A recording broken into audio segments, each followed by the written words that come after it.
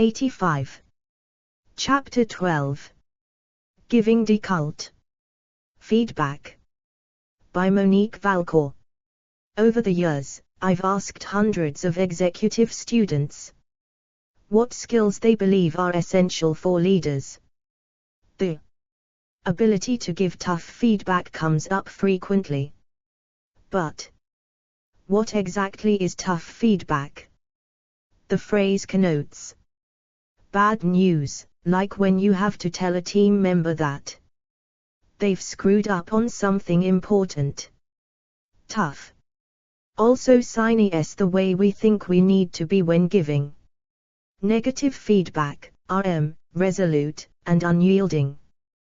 But tough also points to the discomfort some of us experience when giving negative feedback, and to the challenge of doing so in a way that motivates change. Adapted from content posted on hbr.org on the 11th of August, 2015, as How to Give Tough Feedback That Helps People Grow, product #H029QB. Everyday Emotional Intelligence. 86. Instead of making the other person feel defensive, managers fall into a number of common traps when offering feedback. We might be angry at an employee and use the conversation to blow off steam rather than to coach. Or we may delay giving needed feedback because we anticipate that the employee will become argumentative and refuse to accept responsibility. We might try surrounding negative feedback with positive feedback, like disguising a bitter tasting pill in a spoonful of honey. But this approach is misguided, because we don't want the negative feedback to slip by unnoticed in the honey. Instead, it's essential to create conditions in which the receiver can take in feedback, reflect on it, and learn from it. To get a feel for what this looks like in practice, I to pose two feedback conversations that occurred follow. In a workplace ICT. MJ Paulites, a physical therapist in the Pacific Northwest, was treating a hospital patient. One day when a fellow staff member paged her following procedure, she excused herself and stepped out of the treatment room to respond to the page. The colleague who sent it didn't answer her phone when MJ called, nor had she left a message describing the situation that warranted the page. This happened 2 more times in the same treatment session. The third time she left her patient to respond to the page, MJ lost her cool and left an angry voicemail message for her colleague. Upset. Upon hearing the message, the staff member reported it to their supervisor as abusive. MJ's RST feedback session took place in her supervisor's office. She recalls, when I went into his office, he giving default feedback. 87. Had already decided that I was the person at fault. He had all the information he needed, and he wasn't interested in hearing my side of the story. He did not address the 3 times she pulled me out of patient care. He did not acknowledge that might have been the fuse that set me off. Her supervisor referred MJ to the Human Resources Department for corrective action. She left seething with a sense of injustice. MJ describes the subsequent feedback conversation with Human Resources as transformative. The woman in HR could see that I had a lot of just under the surface feelings, and she acknowledged them. The way she did it was genius. She eased into it. She didn't make me go RST. Instead, she said, I can only imagine what you're feeling right now. Here you are in my off-CE, incorrect action. If it were me, I might be feeling angry, frustrated, embarrassed. Are any of these true for you? That made a huge difference. With trust established, MJ was ready to take responsibility for her behavior and commit to changing it. Next, the HR person said, now let's talk about how you reacted to those feelings in the moment. She created a space that opened up a genuine dialogue. The subsequent conversation created powerful learning that has stuck with MJ to this day. Oftentimes, when we're feeling a strong emotion, we go down what the HR person called a cow path because it's well worn, very narrow, and always leads to the same place. Let's say you're angry. What do? Everyday emotional intelligence. 88. You blow up. It's okay that you feel those things, it's just not okay to blow up. She asked me to think about what I could do to get on a different path. The feedback from the HR person helped me learn to end the space between what I'm feeling and the next thing that slides out of my mouth. She gave me the opportunity to grow internally. What made it work was establishing a safe space, trust, and rapport, and then getting down to you need to change, rather than starting with you need to change, which is what my supervisor did. I did need to change, that was the whole point of the corrective action. But she couldn't start there, because I would have become defensive, shut down and not taken responsibility. I still to this day think that my co-worker should have been reprimanded. But I also own my part in it. I see that I went down that cow path, and I know that I won't do it a second time. The difference in the two feedback sessions illustrated above boils down to coaching, which deepens self-awareness and catalyzes growth, versus reprimanding, which sparks self-protection and avoidance of responsibility. To summarize, powerful, high-impact feedback conversations share the following elements. 1. An intention to help the employee grow, rather than to show him he was wrong. The feedback should increase, not drain, the employee's motivation and resources for change. When preparing for a feedback conversation as a manager, REECT. Giving default feedback. 89. On what you hope to achieve and on what impact you'd like to have on the employee, perhaps by doing a short meditation just before the meeting. 2. Openness on the part of the feedback giver, which is essential to creating a high-quality connection that facilitates change. If you start off feeling uncomfortable and self-protective, your employee will match that energy, and you'll each leave the conversation frustrated with the other person. 3. Inviting the employee into the problem-solving process. You can ask questions such as, what ideas do you have? What are you taking away from this conversation? What steps will you take? By when, and how will I know? Giving developmental feedback that sparks growth is a critical challenge to master, because it can make the difference between an employee who contributes POW fully and positively to the organization and one who feels diminished by the organization and contributes far less. A single conversation can switch an employee on or shut her down. A true developmental leader sees the raw material for brilliance in every employee and creates the conditions to let it shine, even when the challenge is tough. Monique Valcour is a management academic, coach, and consultant.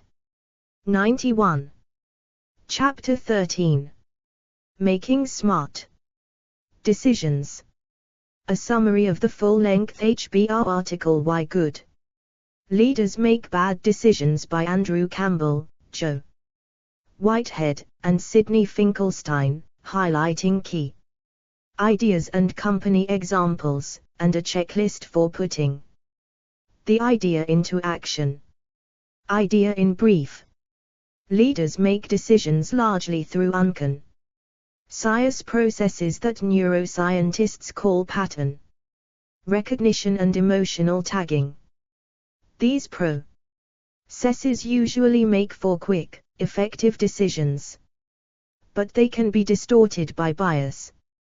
Adapted from Harvard Business Review, February 2009, Product #R0902D. Everyday Emotional Intelligence. 92. Managers need to ND systematic ways to recognize the sources of bias, what the authors call red flag conditions, and then design safeguards that introduce more analysis, greater debate, or stronger governance. The authors identify 3 of these red flag conditions as the presence of inappropriate self-interest, which, according to research, can bias even well-intentioned professionals such as doctors and auditors. Distorting attachments to people, places, and things, for example, an executive's reluctance to sell a business unit they've worked in. Misleading memories, which may seem relevant and comparable to the current situation, but lead our thinking down the wrong path by obscuring important differentiating factors. By using the approach described in this article, companies will avoid many odd decisions that are caused by the way our brains operate. Idea in practice. Leaders make quick decisions by recognizing patterns in the situations they encounter, and then responding to the emotional associations attached to those patterns. Most of the time, the process works well, but it can result in serious mistakes when those emotional associations are biased.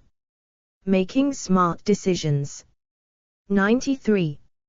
Example, when Wang Laboratories launched its own personal computer, founder An Wang chose to create a proprietary operating system even though the IBM PC was clearly becoming the standard. This blunder was induced by his belief that IBM had cheated him early in his career, which made him reluctant to consider using a system linked to an IBM product. To guard against distorted decision-making and strengthen the decision process, get the help of an independent person to identify which decision-makers are likely to be affected by self-interest, emotional attachments, or misleading memories. Example, the about-to-be-promoted head of the cosmetics business at one Indian company was considering whether to appoint her number 2 as her successor. She recognized that her judgment might be distorted by her attachment to her colleague and by her vested interest in keeping her workload down. During the transition, the executive asked a head hunter to evaluate her colleague and to determine whether better candidates could be found externally. If the risk of distorted decision-making is high, build safeguards into the decision process. Expose decision makers to additional experience and analysis, design in more debate and opportunities for challenge, add more oversight, and monitor whether the decision is generating the expected results. Example, in helping the CEO make an important strategic decision, the chairman of one global everyday emotional intelligence. 94. Identifying red flags. Red flags are useful only if they can be spotted before a decision is made. How can you recognize them in complex situations? We have developed the following 7-step process. 1. Lay out the range of options. It's never possible to list them all, but it's normally helpful to note the extremes. These provide boundaries for the decision. 2. List the main decision makers. Who is going to be influential in making the judgment calls and the null choice? There may be only 1 or 2 people involved, but there could also be 10 or more. 3. Choose one decision maker to focus on. It's usually best to start with the most influential person. Then identify red flag conditions that might distort that individual's thinking. Discuss with the individual if needed. 4. Check for inappropriate self-interest or distorting attachments. Is any option likely to be particularly attractive or unattractive to the decision maker because of personal interests or attachments to people, places, or things? Do any of these interests or attachments coincide with the objectives of the decision? Making smart decisions. 95. 5. Check for misleading memories. What are the uncertainties in this decision? For each area of uncertainty, consider whether the decision maker might draw on potentially misleading memories. Think about past experiences that could mislead, especially ones with strong emotional associations. Think also about previous judgments that could now be unsound, given the current situation. 6. Repeat the analysis with the next most influential person. In a complex case, it may be necessary to consider many more people, and the process may bring to light a long list of possible red flags. 7. Review the list of red flags you have identified for bias. Determine whether the balance of red flags is likely to bias the decision in favor of or against some options. If so, put 1 or more safeguards in place. Biases can cancel each other out, so it is necessary to assess the balance taking account of the likely influence of each person involved in the decision. Everyday emotional intelligence. 96.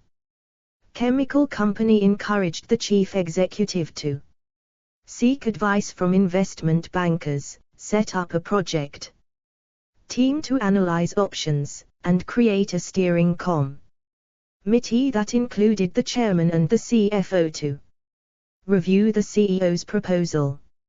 Andrew Campbell is a director of the Ashridge Strategic Management Centre in England. Joe Whitehead.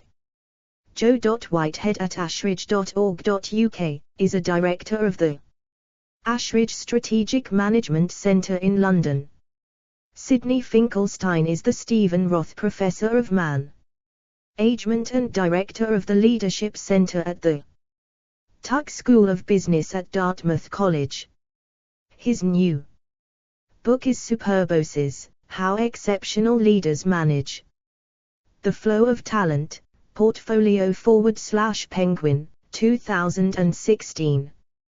Campbell, Whitehead, and Finkelstein are the co-authors of Think Again, Why Good Leaders Make Bad Decisions and How to Keep It From Happening to You, Harvard Business Review Press, 2008.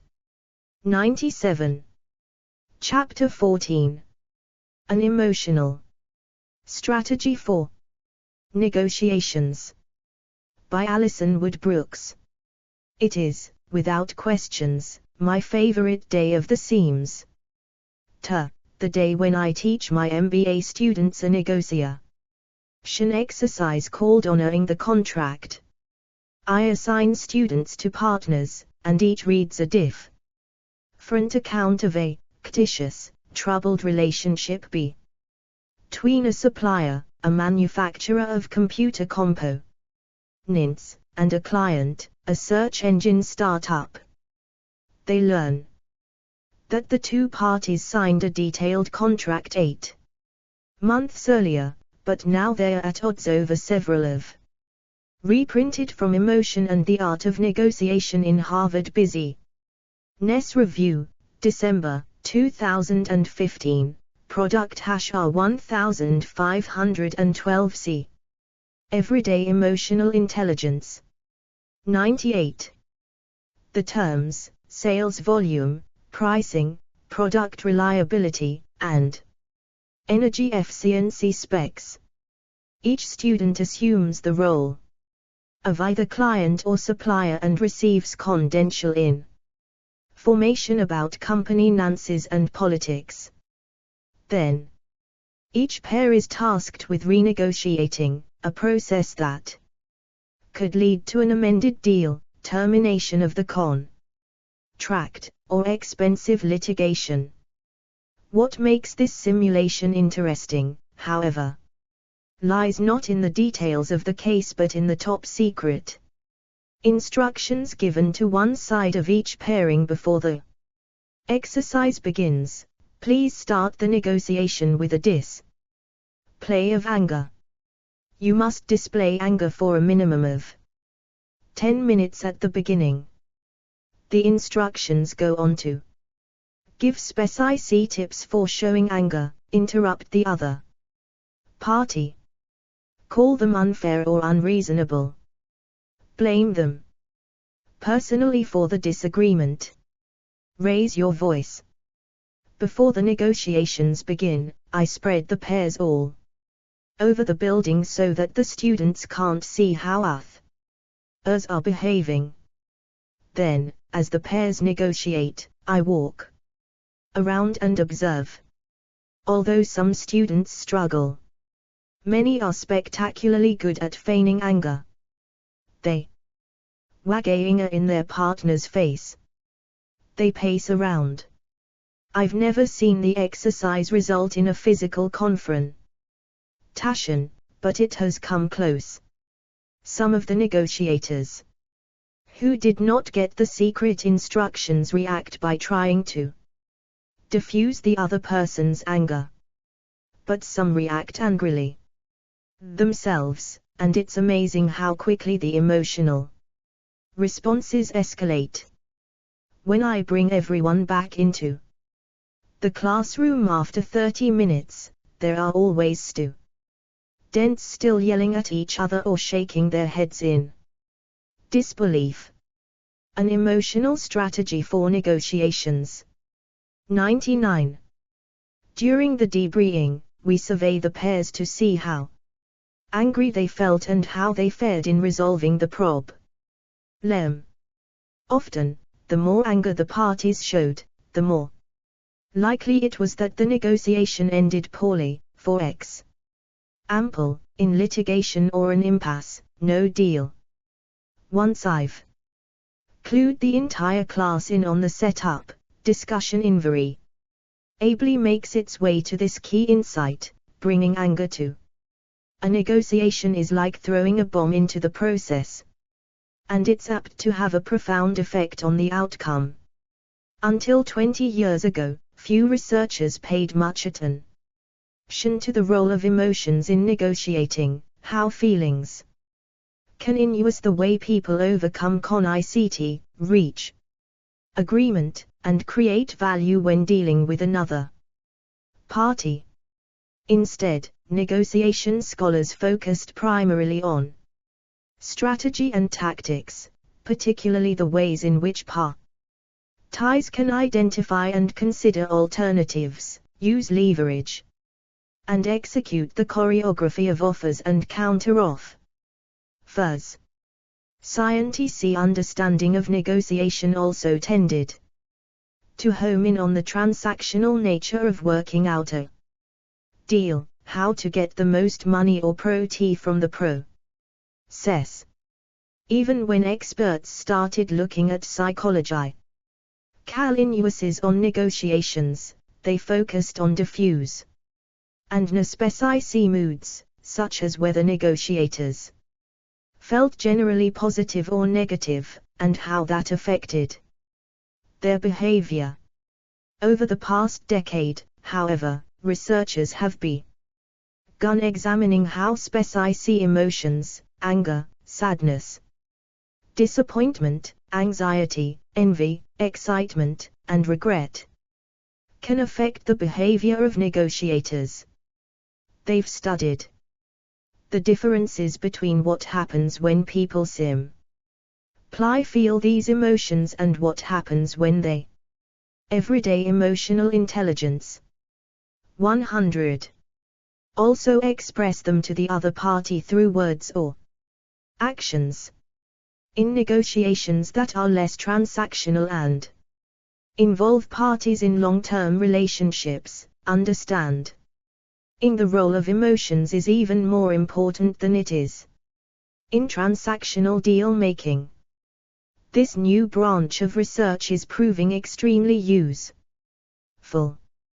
We all have the ability to regulate how we experience emotions, and specific strategies can help us improve tremendously in that regard.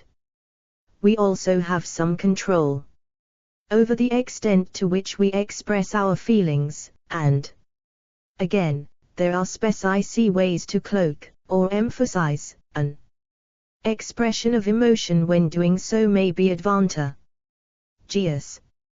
For instance, research shows that feeling or looking anxious results in suboptimal negotiation outcomes. So individuals who are prone to anxiety when brokering a deal can take certain steps both to limit their nervousness and to make it less obvious to their negotiation opponent. The same is true for other emotions.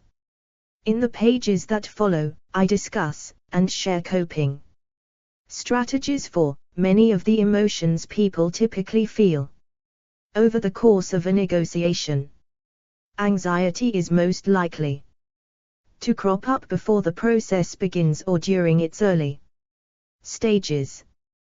We're prone to experience anger or excitement in the heat of the discussions, and we're most likely to feel disappointment, sadness, or regret in the aftermath.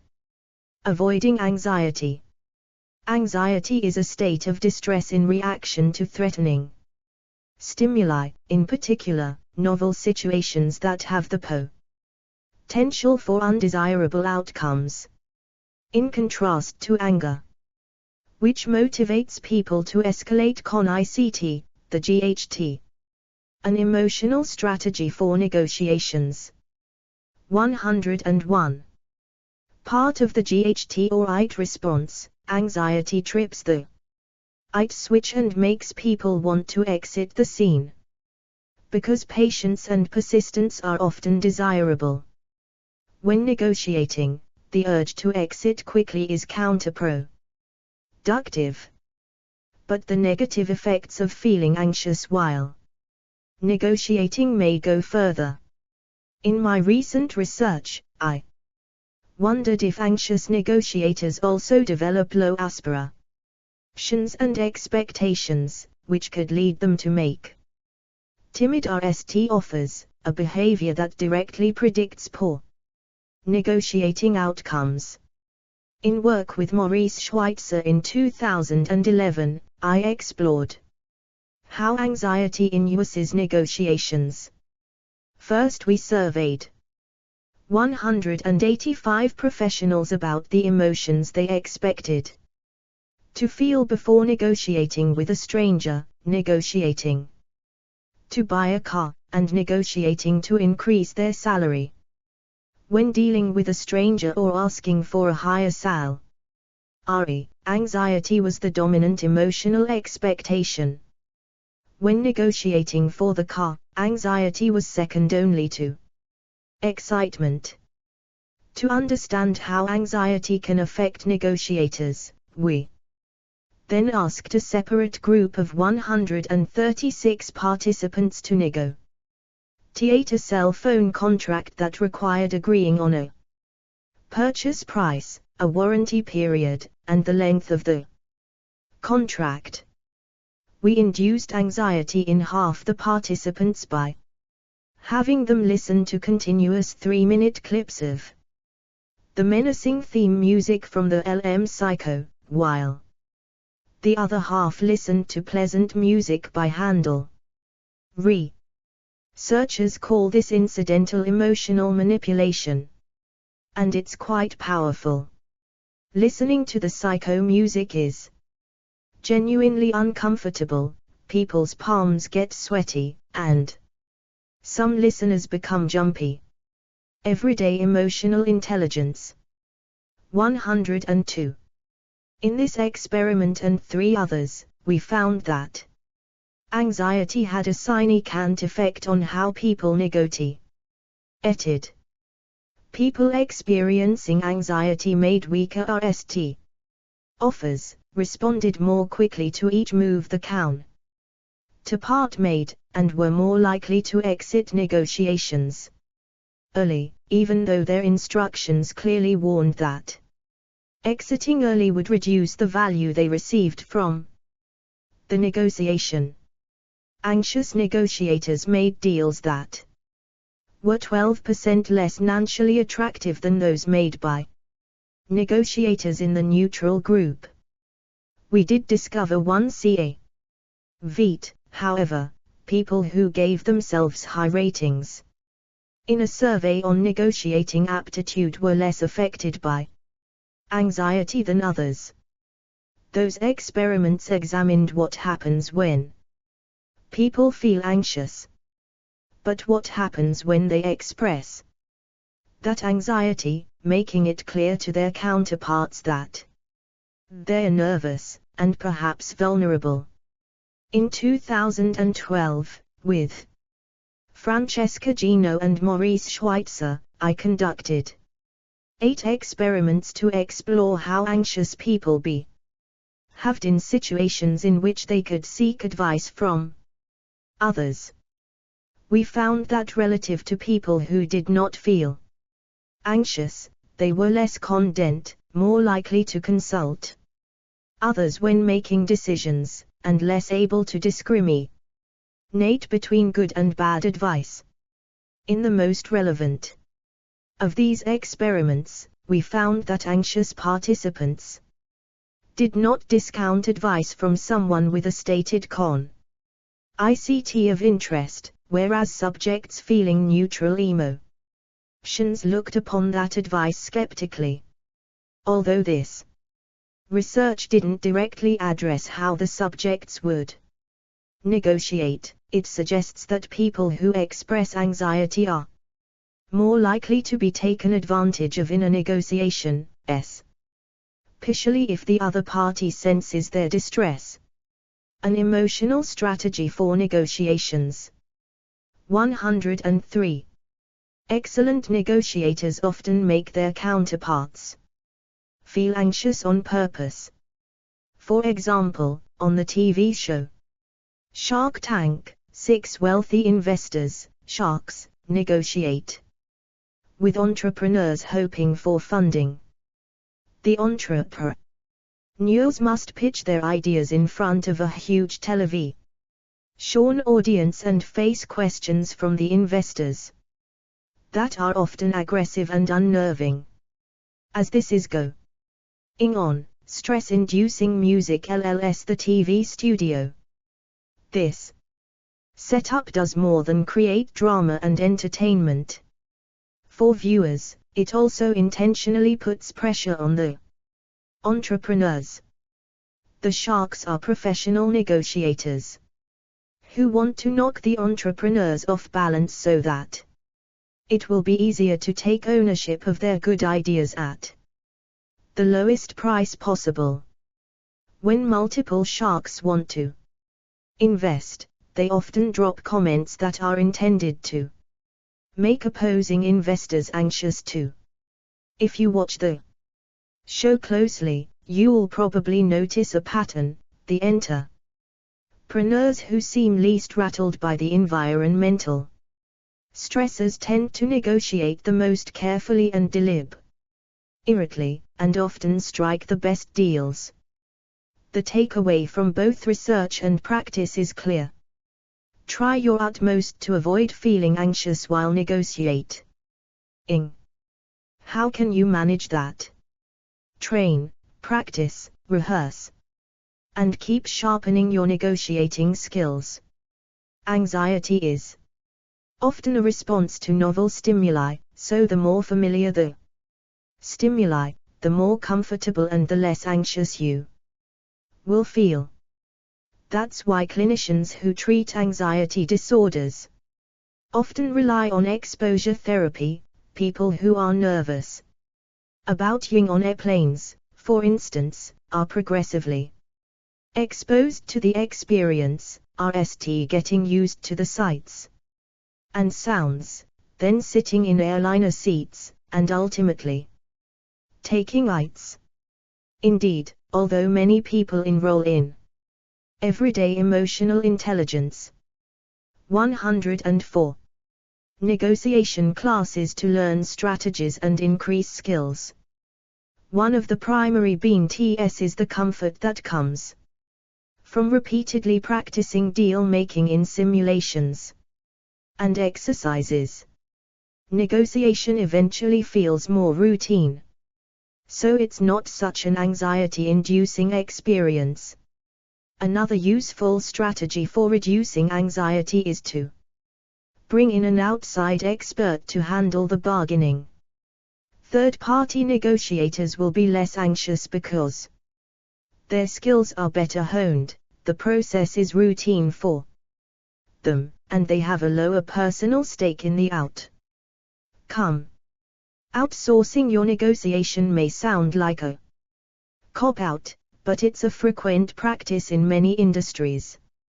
Home buyers and sellers use real estate brokers partly for their negotiating experience. Athletes, authors, tours, and even some business executives rely on agents to hammer out contracts.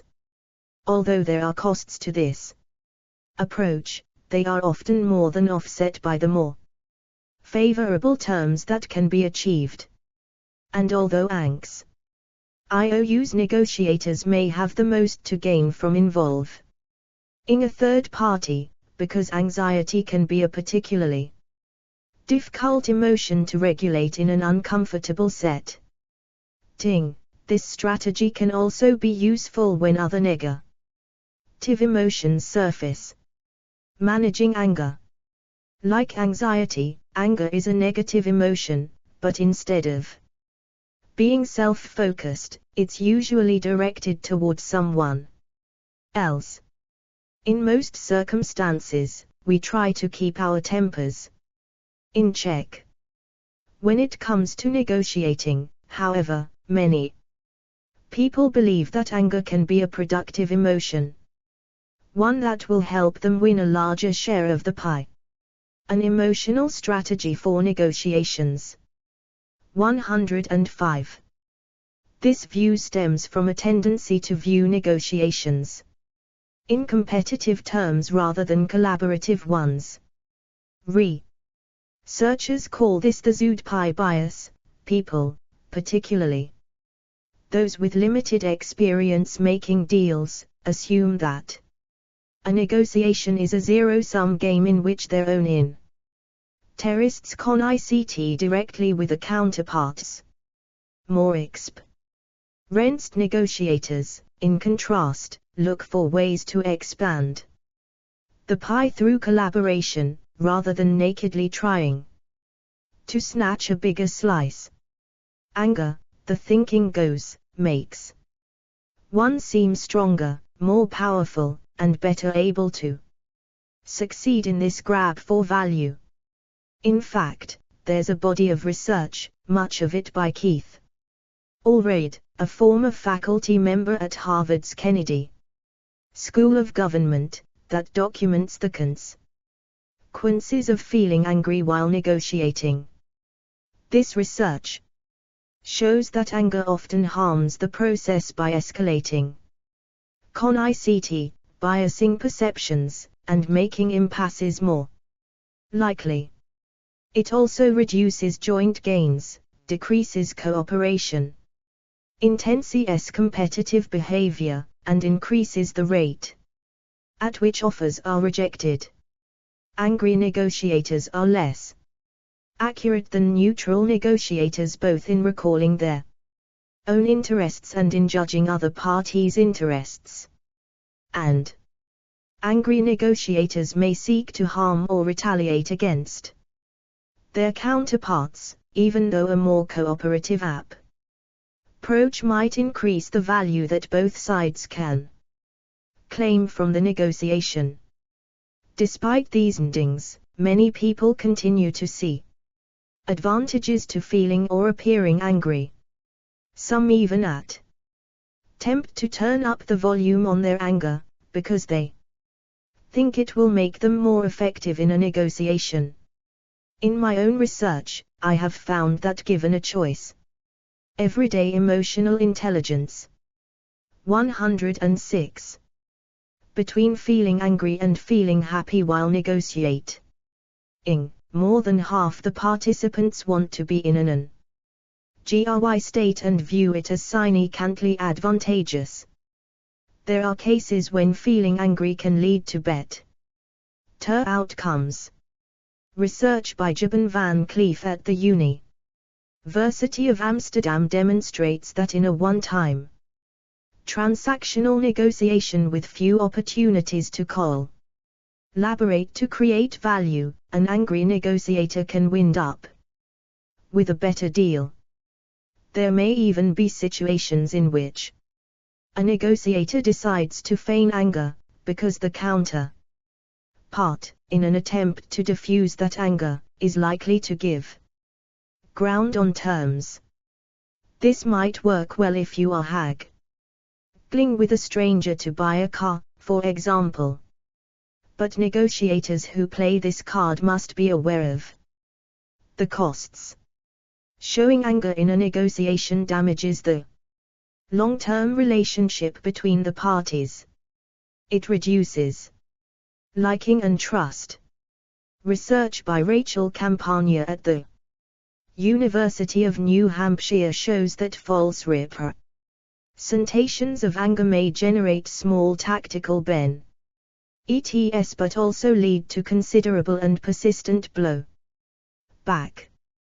That is, faking anger can create authentic feelings of anger, which in turn diminish trust for both parties. Along the same lines, research by Jeremy Yip and Martin Schwinsberg demonstrates that people who encounter an angry negotiator are more likely to walk away, preferring to let the process end in a stalemate. In many contexts, then, feeling or expressing anger as a negotiating tactic can backfire. So in most cases, tamping down any anger you feel, and limiting the anger you express, is a smarter strategy. This may be hard to do, but there are tactics that can help.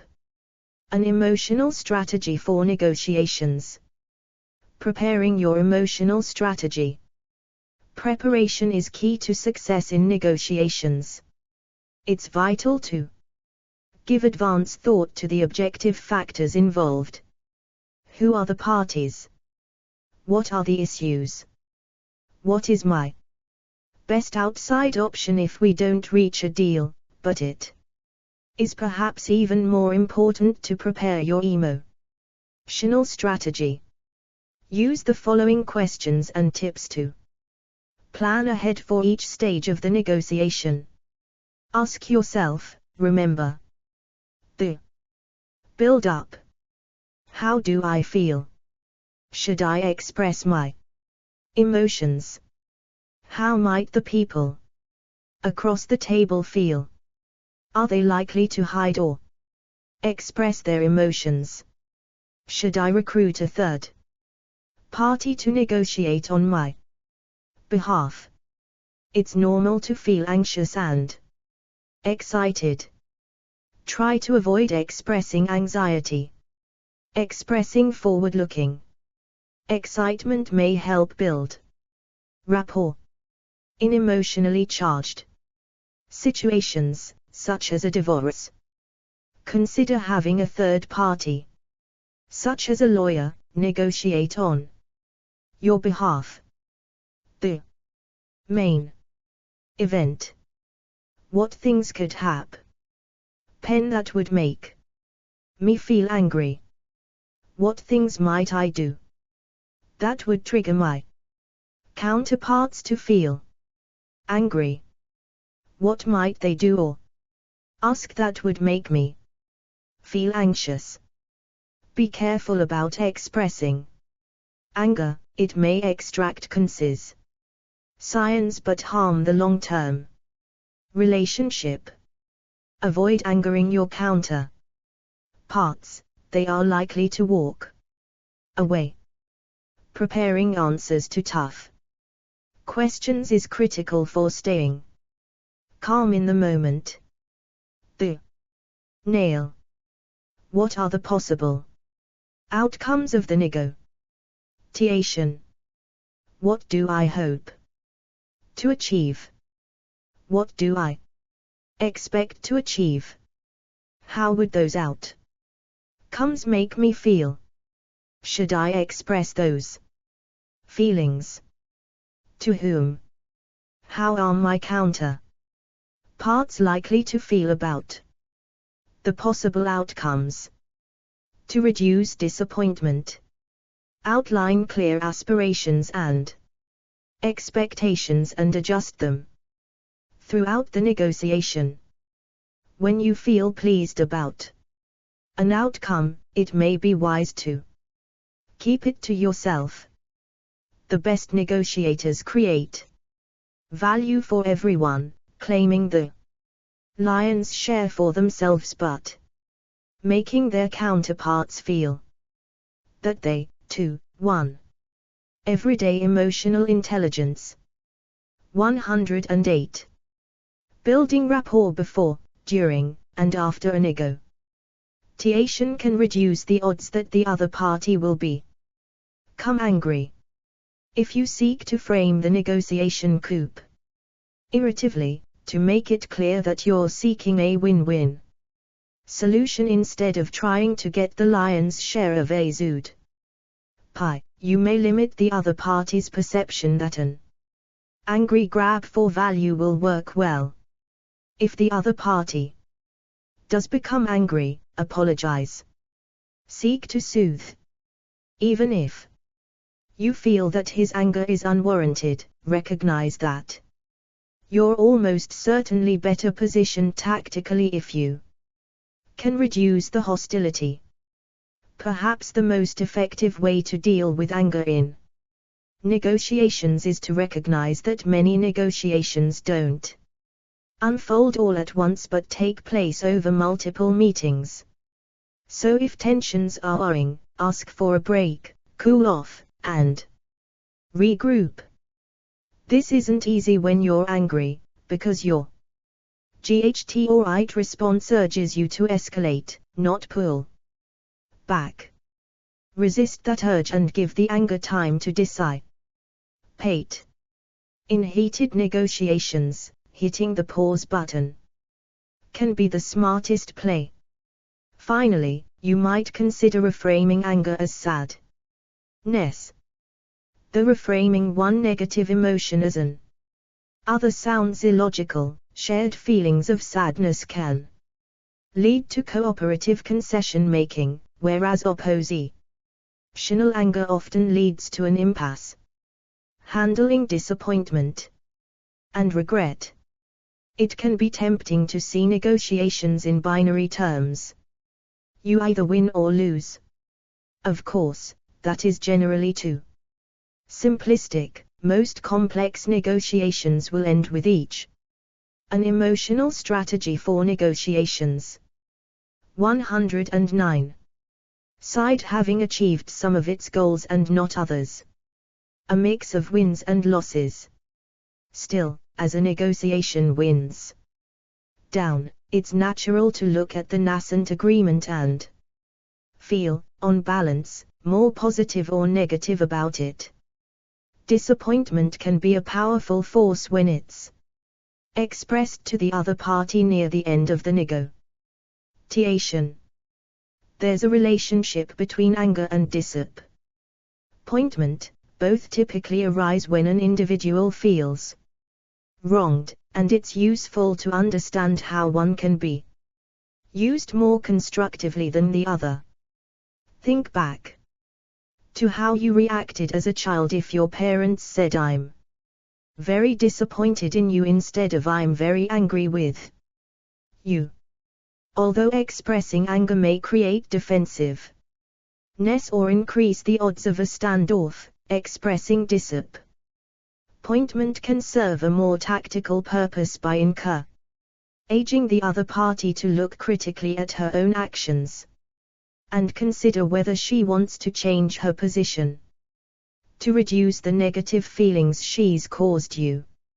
Research shows that one cause of disappointment in a negotiation is the speed of the process.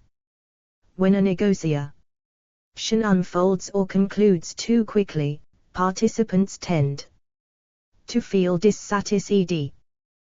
They wonder if they could or should have done more or pushed harder. Negotiation teachers see this in class exercises. Often the RST students to N-ISHUP are the most disappointed by the outcome.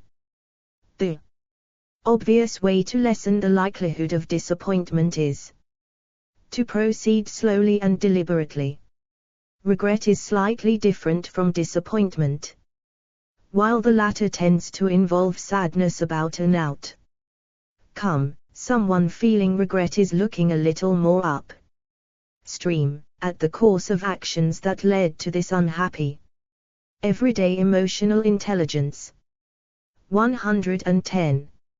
Outcome, and thinking about the missteps or mistakes that created the disappointment. Studies show that people are most likely to regret actions they didn't take, the missed opportunities and errors of omission, rather than errors of commission. That can be a powerful insight for negotiators, whose primary actions should be asking questions, listening, proposing solutions, and brainstorming new alternatives if the parties can't agree. Ironically, people often don't ask questions while negotiating. They may forget to raise important matters or feel reluctant to probe too deeply, deeming it invasive or rude. Those fears are often misplaced. In fact, people who ask a lot of questions tend to be better liked, and they learn more things. In negotiations, information is king and learning should be a central goal. One way to reduce the potential for regret is to ask questions without hesitation. Aim to come away from the negotiation with the sense that every avenue was explored. Skilled negotiators use another technique to minimize the odds of regret, the post-settlement settlement. This strategy recognizes that tension often dissipates when there's a deal on the table that makes everyone happy, and sometimes the best negotiating happens after stir that tension is released. So instead of shaking hands and ending the deal-making, one party might say, "We're good. We have terms we can all live with. But now that we know we've reached an agreement, let's spend a few more minutes chatting to see if we can end anything." That sweetens it for both sides. Done ineptly, this might seem as if one party is trying to renege or renegotiate. However, when handled deftly, a post-settlement settle, an emotional strategy for negotiations. 111. Ment can open a pathway for both sides to become even more satisfied with the outcome and stave off regrets. Tempering happiness and excitement. There isn't much research on how happiness and excitement affect negotiations, but intuition and experience suggest that expressing these emotions can have significant consequences. The National Football League prohibits and penalizes excessive celebrations after a touchdown or big play because such conduct can generate ill will. For the same reason, the winner in a deal should not gloat as the negotiations wrap up. Nonetheless, this happens all the time. In workshops, I routinely see students unabashedly boast and brag, sometimes to the entire class, about how they really stuck it to their opponents in a negotiation exercise. Not only do these students risk looking like jerks, but in a real-world setting, they might suffer more dire consequences. The other party might invoke a right of rescission, seek to renegotiate, or take punitive action the next time the parties need to strike a deal. Although it's unpleasant to feel disappointed after a negotiation, it can be even worse to make your counterparts feel that way. And in certain situations, showing happiness or excitement triggers disappointment in others. The best negotiators achieve great deals for themselves but leave their opponents believing that they, too, did fabulously, even if the truth is different.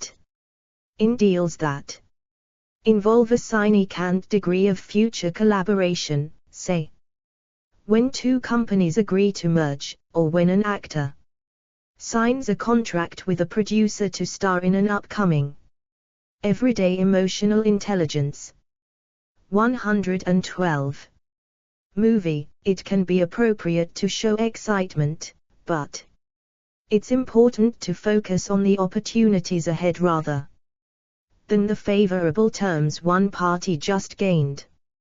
Another danger of excitement is that it may increase your commitment to strategies or courses of action that you'd be better off abandoning. In my negotiation class, we do an exercise in which students must decide whether or not to send a race car driver into an important race with a faulty engine. Despite the risks, most students opt to go ahead with the race because they are excited and want to maximize their winnings. The exercise has parallels to a real-life example, the launch of the Challenger space shuttle. Though the engineers who designed the Challenger's faulty O-ring had qualms about it, NASA managers were overly excited and determined to proceed with the launch. Their decision ultimately led to the craft's explosion and the loss of its 7 crew members. There are 2 lessons for negotiators here. First, be considerate. Do not let your excitement make your counterparts feel that they lost. Second, be skeptical. Do not let your excitement lead to overcondense or an escalation Of commitment with insufficient data. Negotiating requires some of the same skills that playing poker does: a strategic focus, the imagination to see alternatives, and a knack for assessing odds, reading pull, understanding others' positions, and bluffing when necessary. However, whereas the parties in a negotiation must strive for agreement, poker players make decisions. An emotional strategy for negotiations. 113. Unilaterally. Poker also lacks win-win outcomes or pie sharing strategies. Any given hand is generally a zero-sum game, with one player's gains coming directly from the other player's pots. Managing your counterpart's emotions. Negotiating is an interpersonal process. There will always be at least one other party, and often many more, involved. In the adjoining article, I discuss how to manage your own emotions during a negotiation. But what about the other people at the table? Can you manage their emotions as well? I suggest 2 strategies for doing so. 1. Be observant. Perceiving how other people are feeling is a critical component of emotional intelligence, and it's particularly key in negotiations, as Adam Galinsky and his colleagues have found. So tune into your counterpart's body language, tone of voice, and choice of words. When her verbal and nonverbal cues don't match up, ask questions. For example, you are telling me you like this outcome, but you seem uneasy. Is something making you uncomfortable? Or you say you're angry, but you seem somewhat pleased. Are you truly upset about something? Or are you trying to intimidate me? Continued. Everyday emotional intelligence. Managing your counterpart's emotions. Continued. Asking specific questions based on your perceptions of the other party's emotional expressions will make it easier for you to understand her perspective. A task people are shockingly bad at, according to research by Nicholas Epley. It will also make it difficult for a counterpart to lie to you. Evidence suggests that people prefer to tell lies of omission about facts rather than lies of commission about feelings. 2. Don't be afraid to exert direct influence on your counterpart's emotions. This may sound manipulative or even unscrupulous, but you can use this influence for good. For example, if your counterpart seems anxious or angry, injecting humor or empathetic reassurance can dramatically change the tone of the interaction. By the same token, if your counterpart seems overconfident or pushy, expressing well-placed anger can inspire a healthy dose of fear.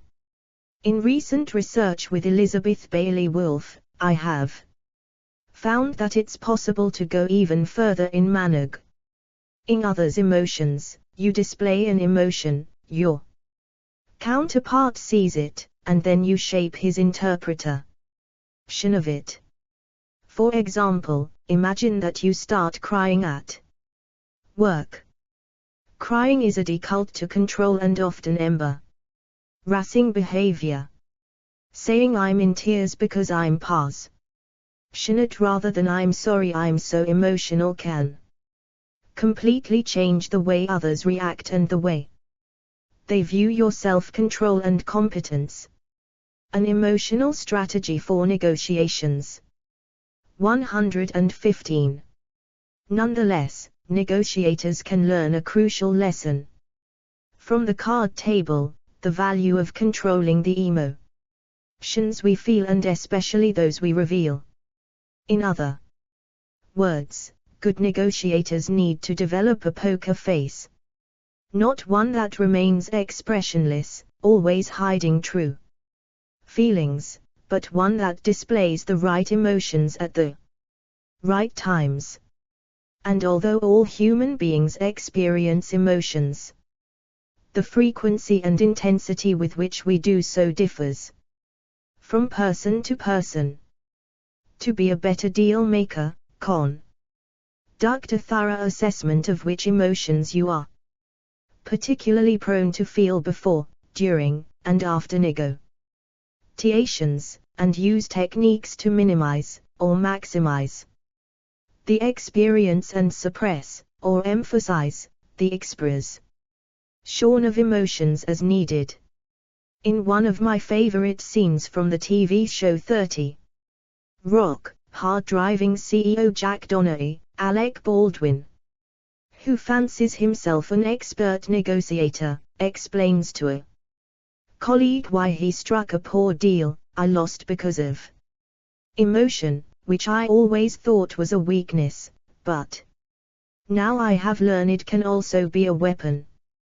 Borrowing Jack's insightful metaphor, I urge you to wield your emotions thoughtfully. Think carefully about when to draw these weapons, when to shoot, and when to keep them safely tucked away in a hidden holster. Try to avoid feeling anxious, be careful about expressing anger, ask questions to circumvent disappointment and regret, and remember that happiness and excitement can have adverse consequences.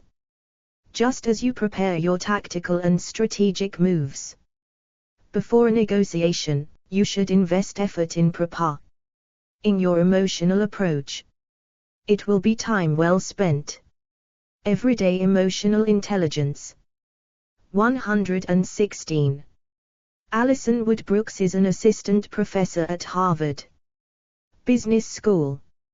She teaches negotiation in the MBA and executive education curricula and is affiliated with the Behavioral Insights Group. 117. Chapter 15. Working Across Cultures. By Andy Molinsky. One of the greatest assets we have as natives of a culture is our ability to quickly read another person's emotions. Over time, we learn how to understand whether our colleagues are truly interested in a project or just giving it lip service by noticing the expression on their faces. We can tell when someone really likes something we've proposed by the way they react. And we can often detect motivation as well, whether someone is truly willing to put in the extra time and effort to make something happen, just by seeing the in their eyes or the passion in their voice. Originally published on hbr.org on the 20th of April, 2015, as Emotional Intelligence Doesn't Translate Across Borders, product #H020D6. Everyday Emotional Intelligence. 118. The problem, of course, comes when we cross cultures and venture into a completely different world of emotional expression. Emotions vary tremendously across cultures, both in terms of their expression and their meaning. Without a detailed understanding of these emotional landscapes, crossing cultures can become a communication minefield. Take, for example, the expression of enthusiasm. In the United States, it's culturally acceptable, even admirable, to show enthusiasm in a business setting, assuming it's appropriate for the situation. When arguing for a point in a meeting, for example, it is quite appropriate To express your opinions passionately, it can help to convince those around you. Or when speaking with a potential employer at a networking event, it is often encouraged to express your interest quite enthusiastically. The employer may interpret how invested you are in a job based on your expressed eagerness. In many other cultures, however, enthusiasm means something quite different. In Japan, for example, there are strict boundaries about when and where people are allowed to display emotion. 1. During the regular workday. Japanese individuals are not typically emotionally expressive. Even if they feel excited about their work, they will rarely show it explicitly.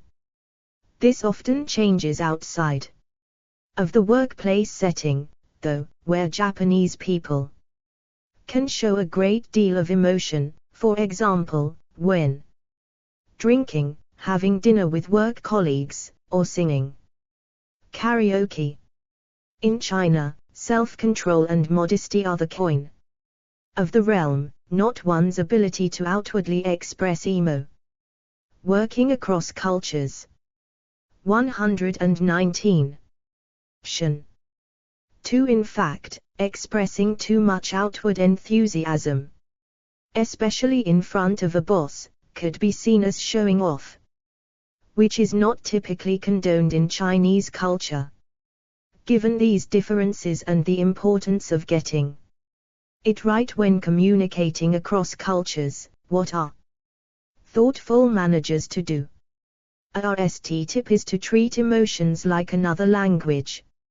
If you're traveling or moving to France, you're bound to learn French, or at least some key phrases.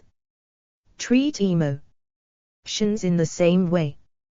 Try your best to learn the language of emotions in whatever culture you're working in.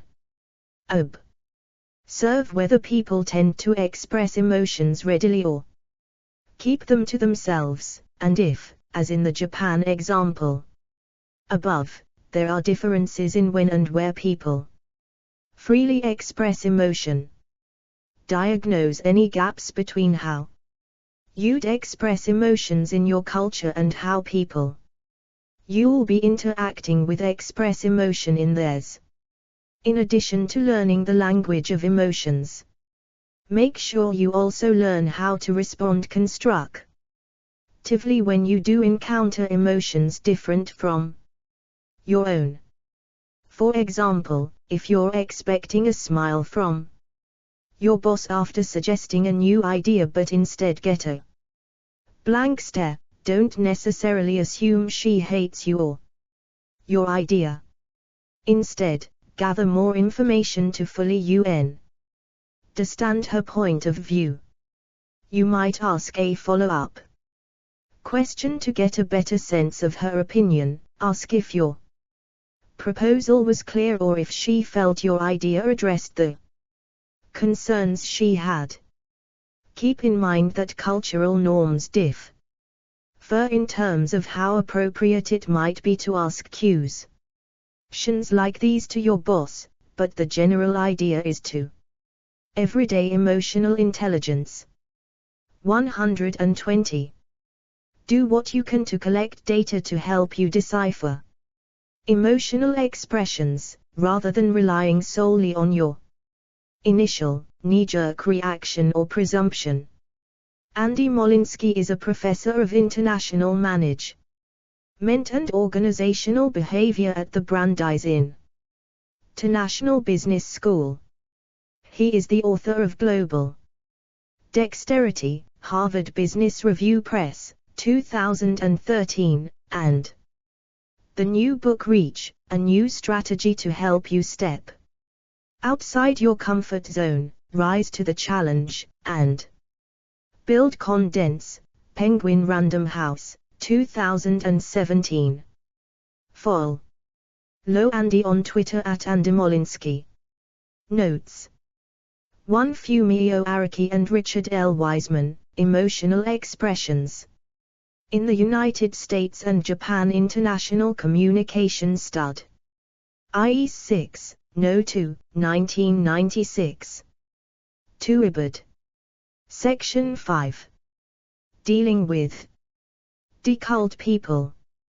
123. Chapter 16. Make your enemies your allies. By Brian Uzzi and Shannon Dunlap. John Clendenine was fresh out of business school in 1984. When he took on his RST managerial position in Xerox's Parts and Supply Division. He was an obvious outsider. Young, African American, and a former Marine, whose pink shirts and brown suits stood out amid the traditional gray and black attire of his new colleagues. I was strikingly different, he recalls. And yet his new role required him to lead a team including employees who had been with Xerox for decades. Reprinted from Harvard Business Review, May 2012, Product R1205K. Dealing with Decult People. 124. One of his direct reports was Tom Gunning, a 20-year company veteran who believed Clendenine's job should have gone to him, not to a younger, non-technical newcomer. Gunning also had a cadre of pals on the team. As a result, Clendenine's RST days were LLED with strained smiles and behind-the-back murmurs. Though he wasn't looking for adversaries, I knew these guys were discontented about me coming in, Clendenine remembers. He was right to be wary. Anyone who has faced a rival at work, a colleague threatened by your skills, a superior unwilling to acknowledge your good ideas, or a subordinate who undermines you, knows such dynamics can prove catastrophic for your career, and for your group or organization. When those with formal or informal power are guiding you, you may find it impossible to accomplish, or get credit for, any meaningful work. And even if you have the upper hand, an antagonistic relationship inevitably casts a cloud over you and your team, sapping energy, stymieing progress, and distracting group members from their goals. Because rivalries can be so destructive, it's not enough to simply ignore, sidestep, or attempt to contain them. Instead, effective leaders turn rivals into collaborators, strengthening their positions, their networks, and their careers in the process. Think of these relationships not as chronic illnesses you have to endure, but as wounds that must be treated in order for you to lead a healthy work life. Here we share a method, called the 3Rs, using redirection, reciprocity, and rationality, for efficiently and effectively turning your adversaries into your allies. If you make your enemies your allies. 125.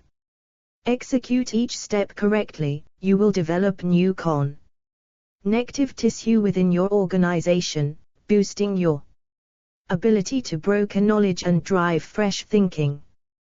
The method is drawn from our own inductive case studies, including interviews with business leaders such as John Clendenine, who agreed to let us tell his story in this article, and from empirical research conducted by Brian and others investigating the physiology of the brain, the sociology of relationships, and the psychology of innuous emotions and trust.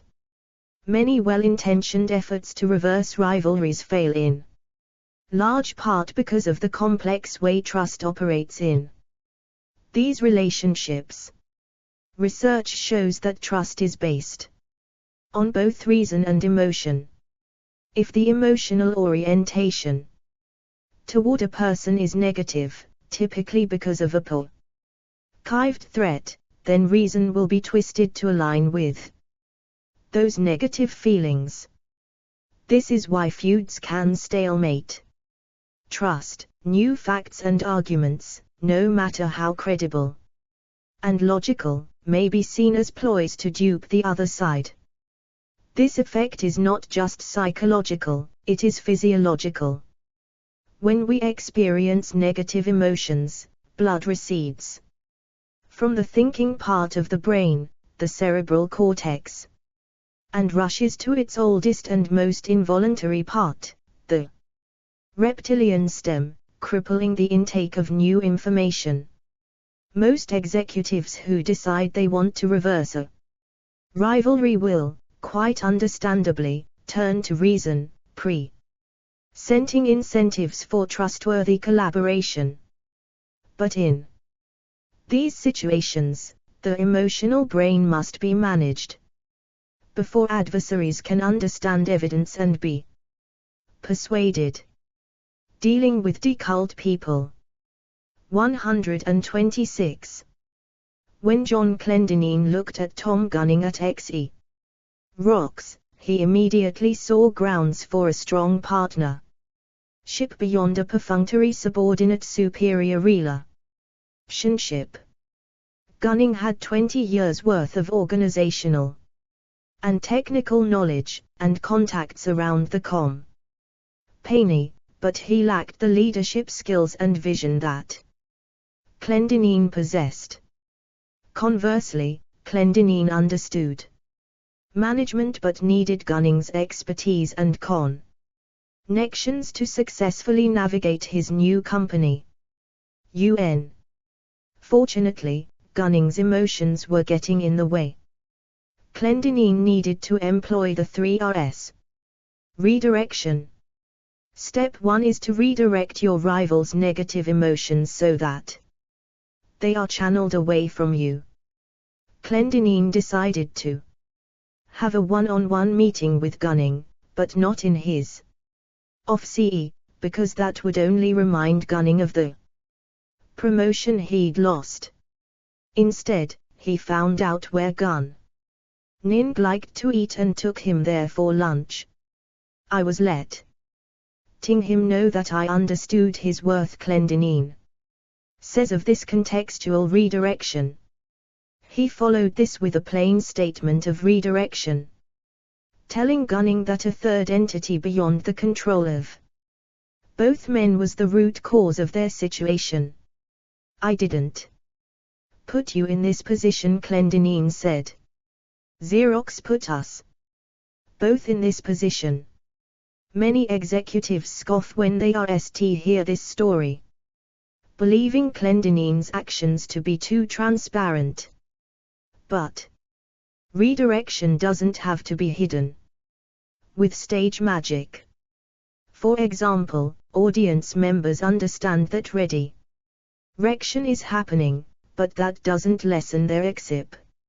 Make your enemies your allies. 127. Tance or spoil the payoff of the technique. Other personal interactions work similarly. For instance, we accept at tree even if we recognize it as such. Another common redirection tactic is to introduce a discussion of things you and your rival have in common, or casually portray a source of tension, a particular initiative, employee, or event, in a more favorable light. It sounds obvious, but redirection will shift negative emotions away from you and lay the groundwork for step 2. Reciprocity. Reciprocity. The essential principle here is to give before you ask. Doing a negative tie begins with giving up something of value rather than asking for a fair trade. If you give and then ask for something right away in return, you don't Establish a relationship, you carry out a transaction. When done correctly, reciprocity is like priming the pump. In the old days, pumps required lots of exertion. To produce any water, you had to repeatedly work a lever to eliminate a vacuum in the line before water could out. But if you poured a small bucket of water into the line RST, the vacuum was quickly eliminated, enabling the water to out with less effort. Reciprocity with a rival works in much the same way. Reect carefully on what you should give. Ideally, choose something that requires little effort from the other party to reciprocate. Clendenine moved from redirection to reciprocity at the lunch by promising to support Gun Ning's leadership development and future advancement at Xerox. But, recognizing that mere promises of future dealing with decult people 128 returns wouldn't be enough to spark collaboration, he also offered Gunning something concrete, the chance to attend executive-level meetings. This was of immediate value, not a distant, murky bean tea. Gunning could gain visibility, credibility, and connections. The arrangement also ensured reciprocity. Gunning's presence at the meetings furnished Clendenine with on-hand technical expertise and organizational knowledge, while giving him reputation points with Gunning's contacts. Thus, Clendenine's offer created the purest form of reciprocity. If Gunning attended the meetings, Clendenine would never have to explicitly request a quid pro quo. Reciprocity involves considering ways that you can immediately fulfill a rival's need or reduce a pain point. Live up to your end of the bargain RST, but go out a way to ensure a return from your rival without the person's feeling that pressure. Another example comes from Brian's colleague Adam Galinsky, who advises leaders in contentious restructurings and business closings to generate goodwill among outgoing employees by offering professional references or placements at other companies as long as the employees continue to meet or exceed expectations until their off-CE closes. The employees see immediate value, and although they don't consciously pay back the organization, the RM nonetheless benefits by maintaining continuity in its workforce until the scheduled closure. Similarly, a colleague who helps an adversary complete a project or a subordinate who stays overtime to finish a task for a difficult boss not only help themselves, but can reap rewards when other teammates or superiors make your enemies your allies. 129. Always been tea from that effort, to hear the judicious give ing before asking sets a foundation for reciprocity with third parties, whose buy-in can positively assist in reshaping the adversarial relationship. See the sidebar. Rivalries don't exist in a vacuum. Rationality. Step 3. Rationality establishes the expectations of the eggling relationship you've built using the previous steps so that your efforts don't come off as dishonest or as ineffective pandering. What would have happened if Clendenine had left the lunch without explaining how he wanted to work with Gunning going forward? Gun Ning might have begun to second-guess his new boss's intentions and resumed his adversarial stance. If a rival is worried about the other shoe dropping, his emotional unease can undermine the trust you've built. To employ rationality, Clendenine told Gunning that he needed him, or someone like him, to reach his goals. At Xerox, this made it clear that he saw Gunning as a valuable, but not indispensable, partner.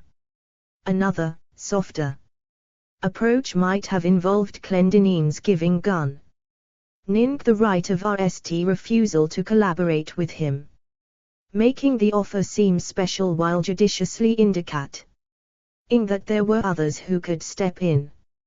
Just to be clear, Clendenine was not asking Gunning for a specific favor in exchange for the one he'd granted in Step 2.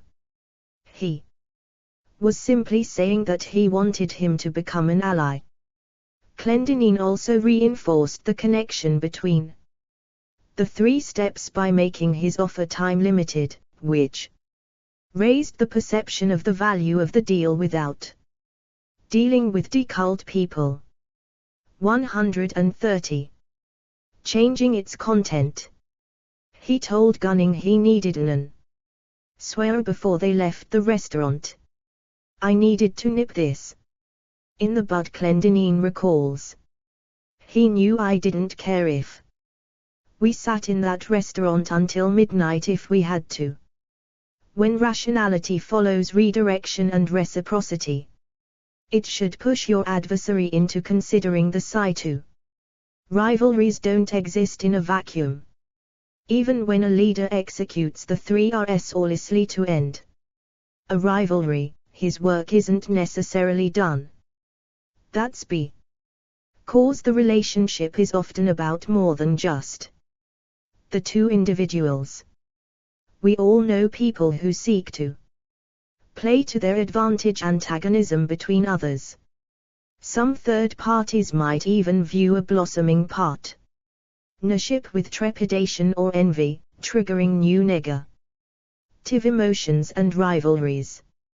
You can head this problem, as John Clendenine did, by framing your work as being seal not just to you and your adversary but to the whole organization, which makes the reversal of rivalry in everyone's interest. When Clendenine brought Tom Gunning into those executive-level meetings, he made it clear that Gunning was going to be a poster child for a new age at Xerox, in which talented, long-term employees could end new paths to leadership in a time of corporate transition. Even if the connect-mongers didn't care about Clendenine's and Gunning's success, it would be far more deculed for them to sabotage an effort that was obviously good for the company. Make your enemies your allies. 131. Asian from a reasoned standpoint, fully comprehend in the expectations and being TS, and recognizing that he is looking at a valued opportunity that could be lost. Most people are highly motivated to avoid a loss, which complements their desire to gain something rational. It is like offering medicine after a spoonful of sugar. It ensures that you're getting the bean tea of the shifted negative emotions, and any growing positive ones, which would otherwise diffuse over time. And it avoids the ambiguity that clouds expectations and feedback when at tree and favors come one day, and demands the next. Of course, Clendenine and Gunning did not walk out of the restaurant as full-blown collaborators. But both accepted that they should give each other the bean tea of the doubt. Over the following weeks, this new mindset allowed them to work as allies, a process that deepened trust and resource sharing in a self-reinforcing cycle. In this way, a potentially debilitating rivalry was transformed into a healthy working relationship and, in time, a strong partnership. Several years later, when Clendenine moved to another Xerox unit, he nominated Gunning Nink as his replacement, and Gunning excelled in the position. The foundation for that remarkable shift had been established during the span of a single lunch. Adapting the 3Rs. A key advantage of the 3Rs is that the method can work to reverse all kinds of rivalries, including those with a peer or a superior. Later in Clendinine's tenure at Xerox, he noticed an inefficiency in the company's inventory systems. At the time, Xerox was made up of Semshautono Mu's international units that stockpiled excess inventory. Dealing with deculled people. 132. To avoid shortages, Clendinine proposed that the units instead share their inventories through an intra-RM net work that would improve resource use and lower carrying costs for the company as a whole. Although the idea was objectively good for Xerox, it threatened the power of some unit vice presidents, so when Clendinine noted his idea, they shot it down. What if the 3Rs fail? The 3Rs are effective, but they aren't a guarantee of diffusing resistance. What should you do if the strategy isn't working? Strive for collaboration indirectly.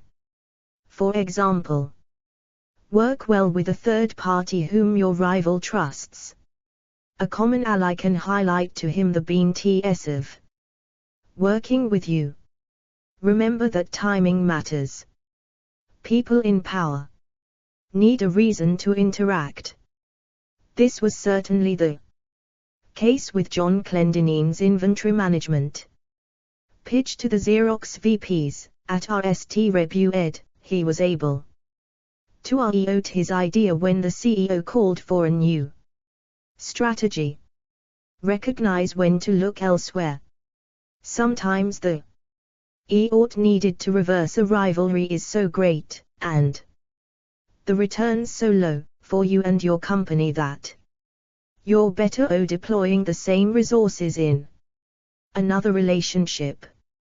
Make your enemies your allies. 133. A short time later, however, following an unexpected announcement by the CEO that the company needed better asset management, Clendinine found a way to reintroduce his proposal to the VPs. Because he knew they viewed him as an unwelcome challenger, or rival, he used the 3Rs. His RST move was to redirect their negative emotions away from him by planning a lunch for them at the regional office and serving them himself. This showed definite errance.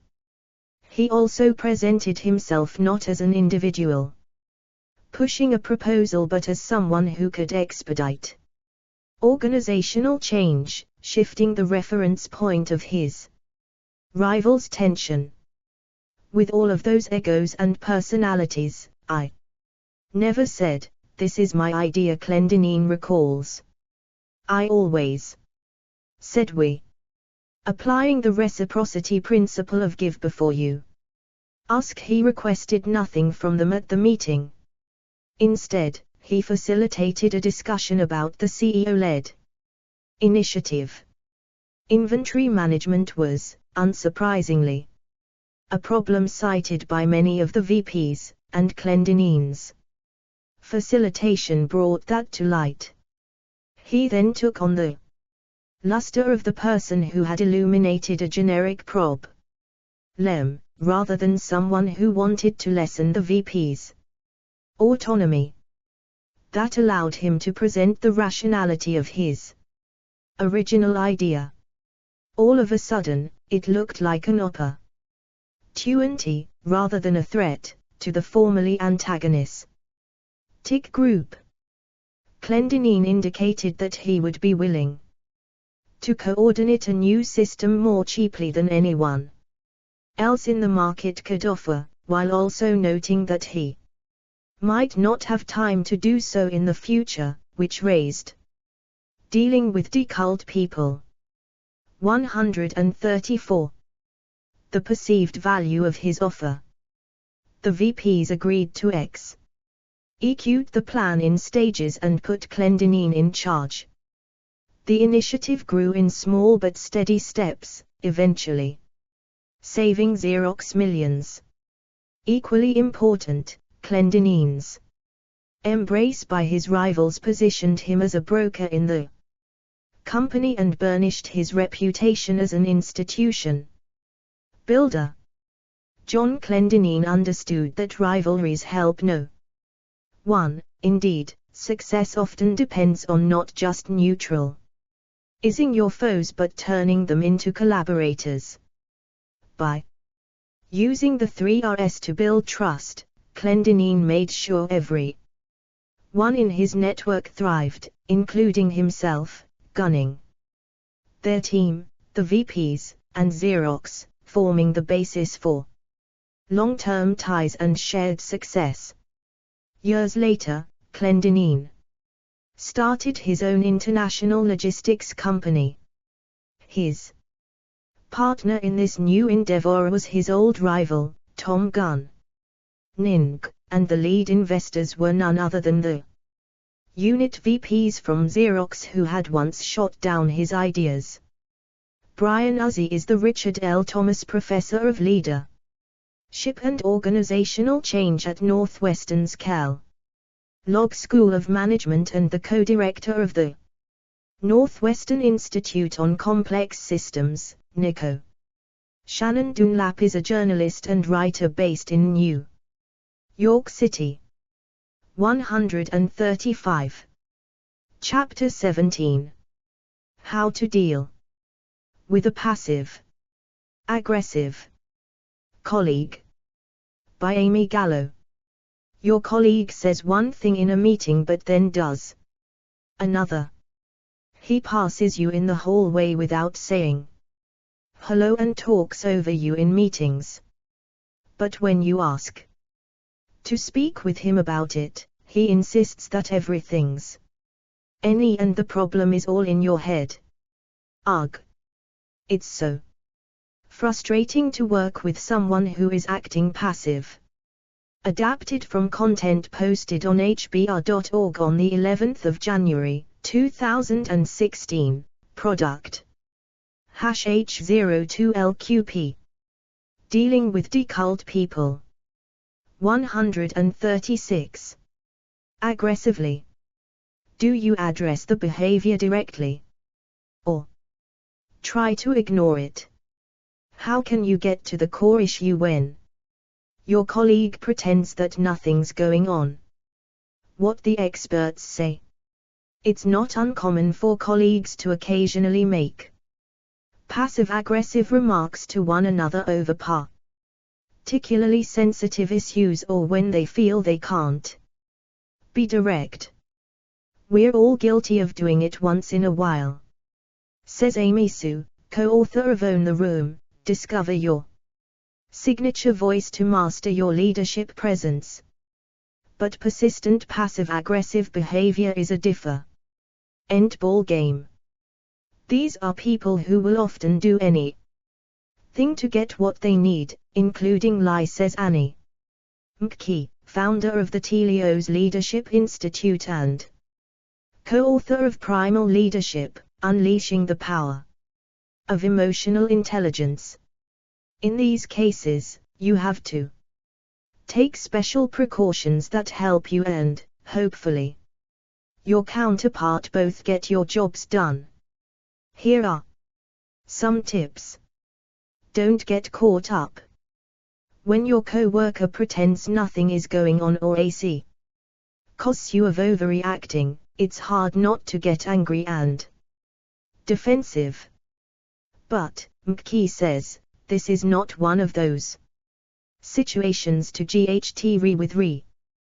do your best to remain calm. The person may want you to get mad so they can then blame you, which is a release of their own anxiety. Sue explains. Responding in an emotional way will likely leave you looking and feeling like the fool. This is your opportunity to be the bigger person. How to deal with a passive-aggressive colleague. 137. Consider what's motivating the behavior.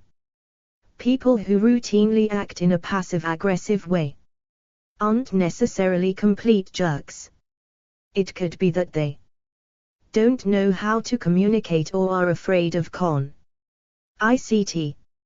McKee says that passive-aggressive behavior is of 10 a way for people to get their emotional point across without having true, healthy ICT.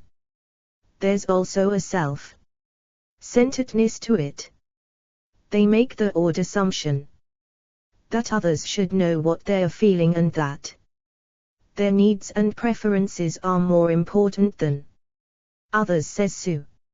Understand this, but don't try to diagnose all your colleagues' problems. You just have to see it for what it is. Sue adds, an unproductive expression of emotions that they can't share constructively. Own your part. Chances are that you're not blameless in the situation. Ask yourself if something you're doing is contributing to the dynamic or causing the person to be passive-aggressive. Own your half, says Sue. Also, consider whether you've dished out the same behavior. It can happen to even the best of us, whether we're procrastinating or wanting to avoid something. We might leak emotions in a way that's hurtful to others, says Sue. Focus on the content, not the delivery. It might be the last thing you want to do, but try to see the situation from your colleague's perspective. What is dealing with difficult people? 138. The underlying opinion or perspective she's attempting to convey with her snarky comment. Analyze the position the person is trying to share with you, says McKee. Does she think that the way you're running the project isn't working? Or does she disagree about your team goals? Not everyone likes or knows how to publicly discuss or express what they think, says Sue. If you can focus on the underlying business concern or question rather than the way she's expressing herself, you can move on to addressing the actual problem. Acknowledge the underlying issue. Once you're calm and able to engage in a productive conversation, go back to the person. Say something like, "You made a good point in that exchange we had the other day. Here's what I heard you saying." This will help them talk about the substance of their concerns. By joining with them, you have a better chance of turning the energy around, McKee explains. Do this in a matter of fact way, without discussing how the sentiment was expressed. Don't listen or give any credence to the toxic part, advises Sue. Sometimes it's that they just want their opinion heard. Watch your language. Whatever you say, don't accuse the person of being passive-aggressive. That can hurt your cause, says McKee. Sue agrees, it's such a loaded word. It would put someone who's already on the defensive into a more GRY position. Don't label or judge them. Instead, McKee suggests recounting how some of your previous how to deal with a passive-aggressive colleague. 139. Actions have played out and explaining the impact it's having on you and possibly others. If feasible, show that the behavior is working against something your counterpart cares about, like achieving the team's goals. Find safety in numbers. You don't have to deal with this situation alone. It's okay to reality check with others and have allies in place too. Say you're not crazy, says Sue.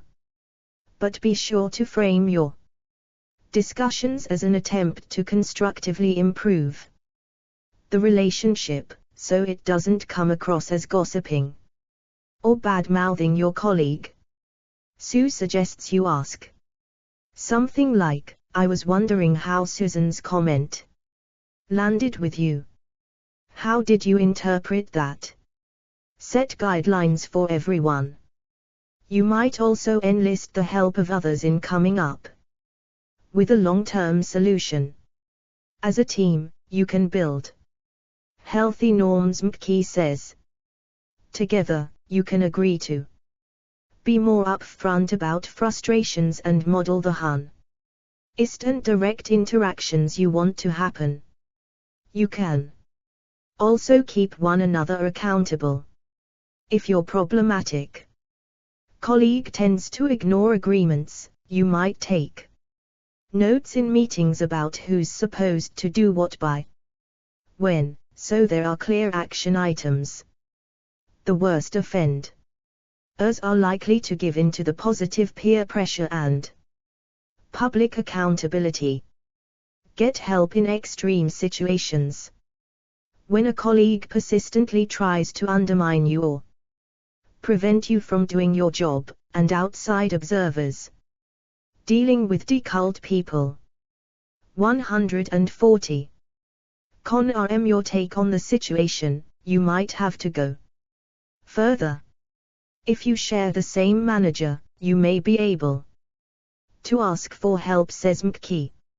You might tell your boss, "A lot of us have noticed a particular behavior, and I want to talk about how it's impacting my ability to do my work."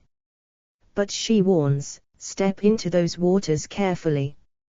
Your manager may be hoodwinked by the person and may not see the same behaviors, or be ICT averse himself and not want to see it. Protect yourself. If there's an interdependence in your work, make sure you're meeting your commitments and deadlines, Sue says. Copy others on important emails. Don't let that person speak for you or represent you in meetings. After a meeting, document agreements and next steps. McKee also suggests keeping records, track specific behaviors so that you have examples if needed. It's hard to argue with the facts. She also recommends you try to avoid working with the person and keep contact to a minimum. If you have to work together, do it in a group setting where your colleague is likely to be on better behavior. You might not be able to break their passive-aggressive habits, but you can control your reaction to any incidents. Principles to remember. Do understand why people typically act this way. Their needs probably aren't being met. How to deal with a passive-aggressive colleague.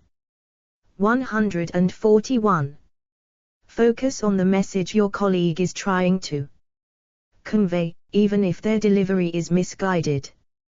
Take a step back and ask yourself if you're contributing to the issue in some way. Don't lose your cool, address the underlying business issue in a calm, matter-of-fact way. Accuse the person of acting passive-aggressively. That will only make them madder. Assume you can change your colleague's behavior. Case study #1, make your co-worker publicly accountable. One of Nadak Hosler's co-workers, names and details have been changed, in the student guidance office of the pub. Lick High School where she worked was making things difficult for her. He would agree to a plan in a meeting but then sabotage it by not following through, she explains. Her colleague, Gareth, defended himself by saying things like "That's not how I remember it," or "I didn't think we had analyzed the plan." She tried to talk about these misunderstandings with him, but he always shrugged her off. He'd say he was busy or didn't have time to talk. She recounted when Nidar told Jim, her and Gareth's boss, that a certain project hadn't gotten done because of this strange dynamic. Jim said that he had noticed the pattern too. Together, they devised a plan to make Gareth dealing with decult people 142 more accountable. He and I agreed that he would publicly ask for a volunteer to take notes on each meeting, documenting who would be responsible for accomplishing each task. And by when Nidar recalls, she was the RST volunteer, and the approach worked. After Nidar sent around the task list, Gareth couldn't make excuses. He was accountable to everyone who attended the meetings.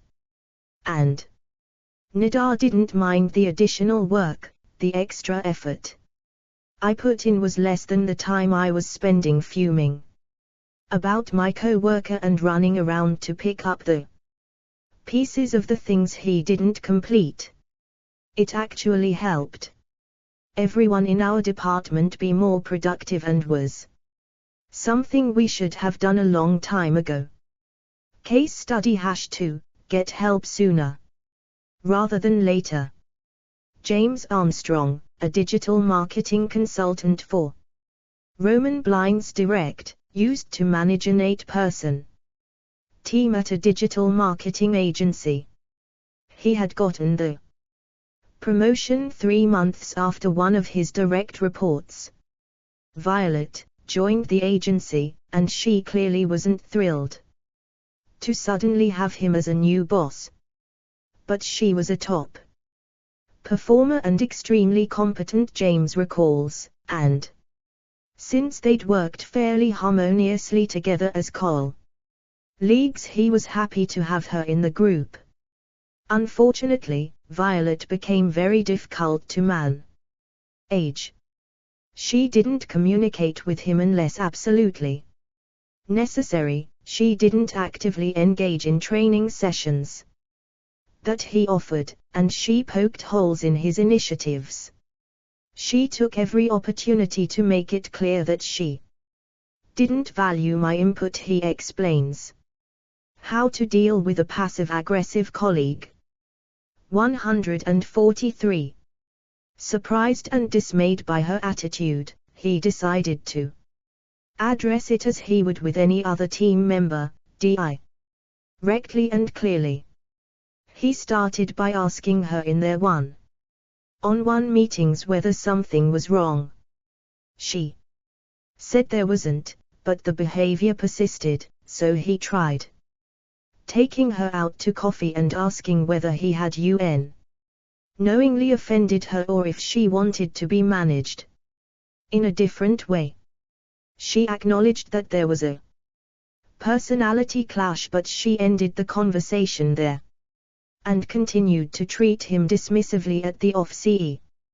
He heard from other staff members that she had even called him lazy and useless.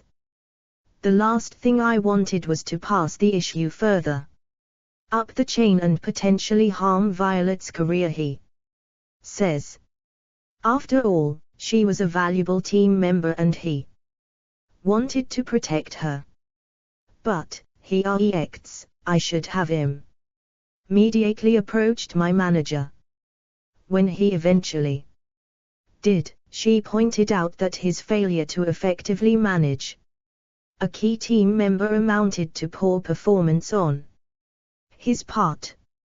Within a year, both James and Violet voluntarily left the agency, but neither was happy with the circumstances. He says that if he could do it over again, he Would have talked to his manager sooner, kept better rec.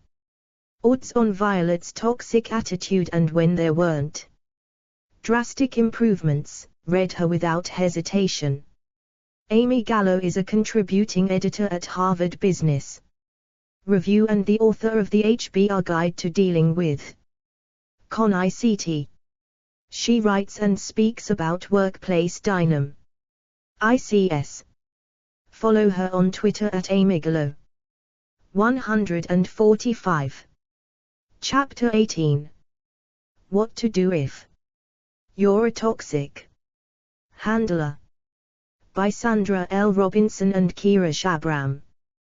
Devani, not her real name, is a senior analyst at a large telecommunications RM.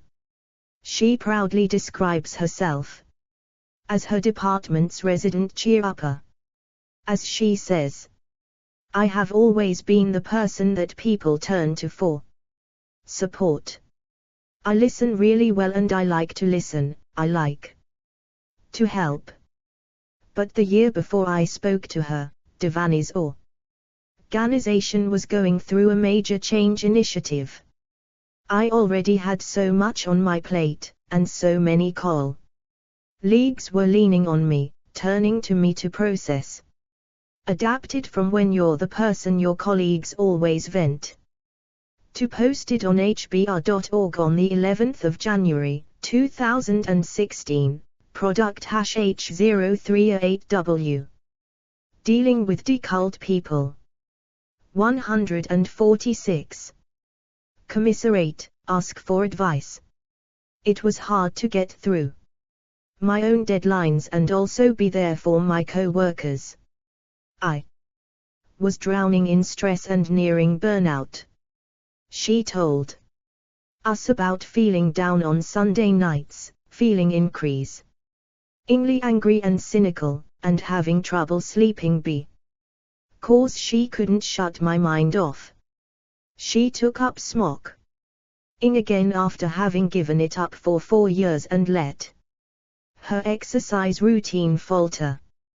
Devani is what former Sauder School of Business Professor Peter Frost and one of us, Sandra, have termed a toxic handler, someone who voluntarily shoulders the sadness, frustration, bitterness, and anger that are endemic to organizational life, just as joy and success are.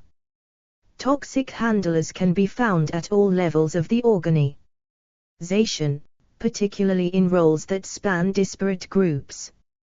And they are by no means connected to management roles.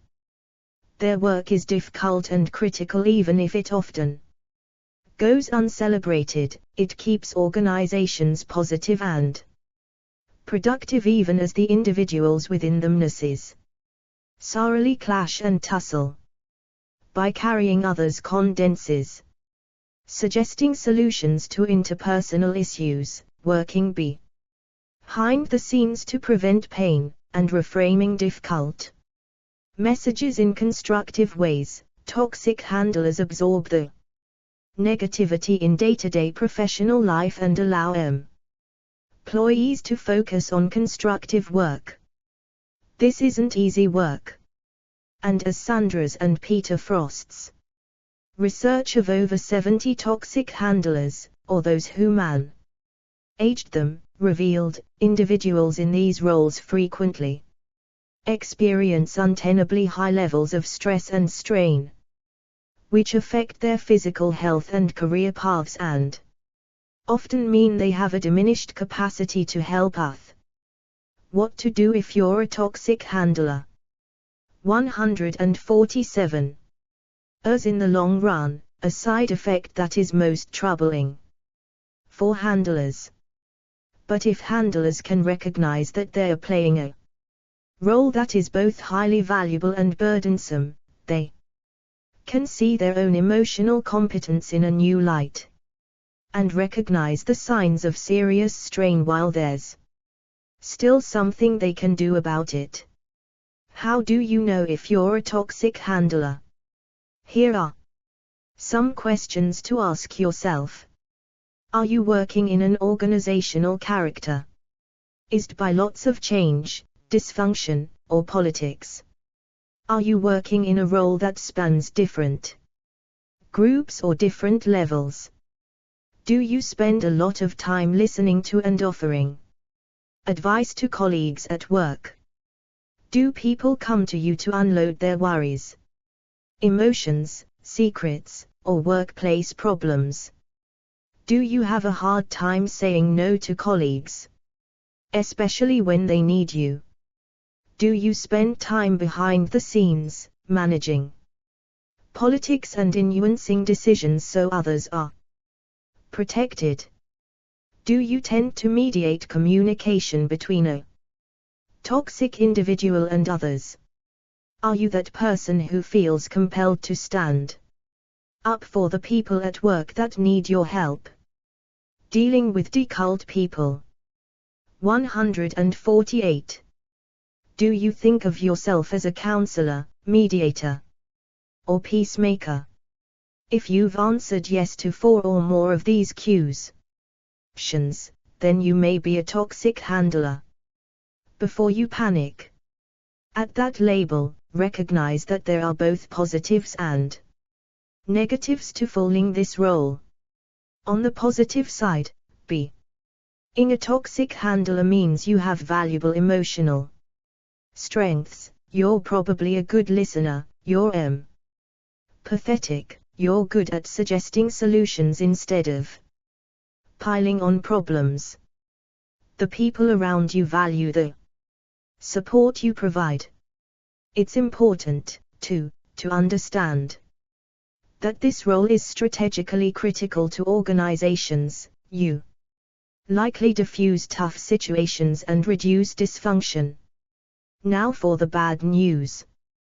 Chances are that you're taking on more work than is covered in your formal job description, and in fact, as an unsung hero, you may not be getting any kind of formal credit from the organization for these efforts and how much you bring to them.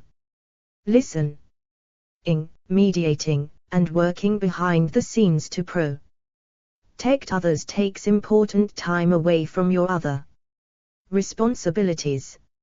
More importantly, it also takes tremendous emotional energy to listen, comfort, and counsel.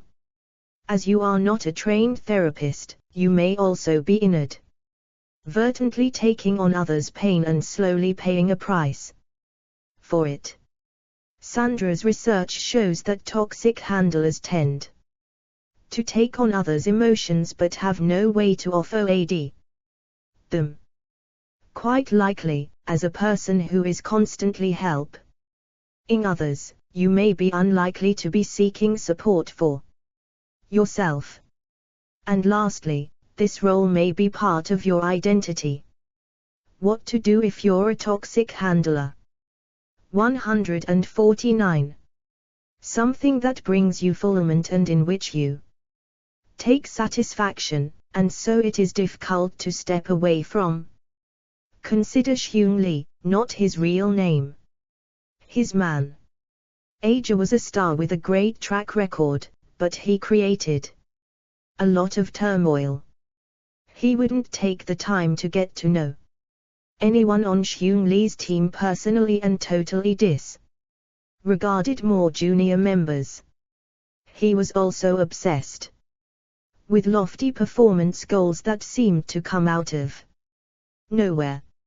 My main role became protecting my team, reassuring them, keeping them focused on our objectives, and away from the tensions this guy continually created. Hyun Lee described. I spent an inordinate amount of time massaging the message, trying to convince my boss to reconsider his decisions so as to avoid the obvious fallout they would bring, playing mediator when our team was not delivering. I felt like I was treading water all the time. And I'm not even sure I was protecting my team from the pain he was causing. I was losing sleep over What was happening to my team? I had lost weight, and I was starting to get sick with one bug after another. I don't know if that was the cause, but I know this was a really tough time in my life. It was hard to concentrate on anything else. So if Xiong Li's and Devani's stories sound familiar, how can you continue to help to your colleagues and your organization while also protecting yourself? How can you keep playing your valuable role in a sustainable way? Dealing with difficult people. 150. Start by assessing whether the role is indeed taking a toll. Some toxic handlers are able to naturally take on more than others. You need to know what's right for you at any given time. Look for evidence of strain and burnout, physical symptoms like insomnia, jaw pain, and TMJ, heart palpitations, more sickness than usual. Do you have a shorter fuse than you used to, or an inability to concentrate? Sometimes these symptoms can sneak up on you, so it may help to check in with others to see if they've noticed a change. If you're not experiencing stress as a result, there's nothing you need to change, other than being aware and keeping an eye out. Being a toxic handler only needs to be zooed if it's actually hurting you. Here's how. Reduce symptoms of stress. Turn to tried and true methods for stress relief: meditation, exercise, enough sleep, and healthful eating. B. Cause toxic handlers have trouble doing things just for themselves. Keep in mind that you're helping your colleagues by taking care of yourself. Set your colleagues as your intention for your meditation or yoga practice. Pick your battles. It's hard to ask yourself where you'll have the most impact if you're emotionally drawn to every problem, but it's an exercise that will allow you to be more helpful, where you can actually make a difference. Who is likely to be any without your help? In which situations have you not even made a dent, despite your best efforts? Step away from these interactions. What to do if you're a toxic handler. 151. Learn to say no. It's hard to say no to things you want to do, but it's important. Here's how to do it while still being supportive. Convey empathy. Make it clear that you feel for your colleague in their pain. You're not denying that they are having a legitimate emotional response to a situation. Tell them you're currently not in a position to be most helpful to them right now, and, to the extent you are comfortable, explain the reasons why. Consider alternative sources of support. Refer your colleague to another person in the organization, or someone having a similar experience, so they can provide mutual support to one another. Suggest an article, book, or other resource on the topic. For example, something on managing con ICT or handling of CE politics. Or, if you know from experience that the person is good at coming up with creative solutions themselves, you can simply offer them encouragement to do so. Let go of the guilt. If you feel guilty that you're not stepping in to help someone, here are some things to consider. Recognize that conflicts are often better solved by the parties directly involved. If you're stepping in repeatedly, you're not helping people acquire the skills and tools they need to succeed. Dealing with difficult people. 152. Question whether you are truly the only one that can help in a particular situation. Enlist trusted others in the organization to help you think. Through this, you may identify a way to share the load. Remember that there is only so much of you to go around. Saying yes to one more person necessarily means that you are agreeing to do less for those people and projects you have already committed to. Form a community. Find other toxic handlers to turn to for support. These could be others in similar roles in your organization, or other team members whom you see dealing with the fallout from the same toxic leader. You can also identify a pal to vent to or create a more formal group that comes together regularly to share their experiences. This is a particularly good option if your whole team or organization is going through turmoil and you know there are others experiencing the same challenges. Keep these outlets from turning into repetitive venting sessions by focusing the conversation on creative problem solving and advice. Take breaks. These can be as small or as dramatic as you need. Devani started working with her door closed, which she had never done before. I felt terrible about this, as if I was abandoning my co-workers who needed me.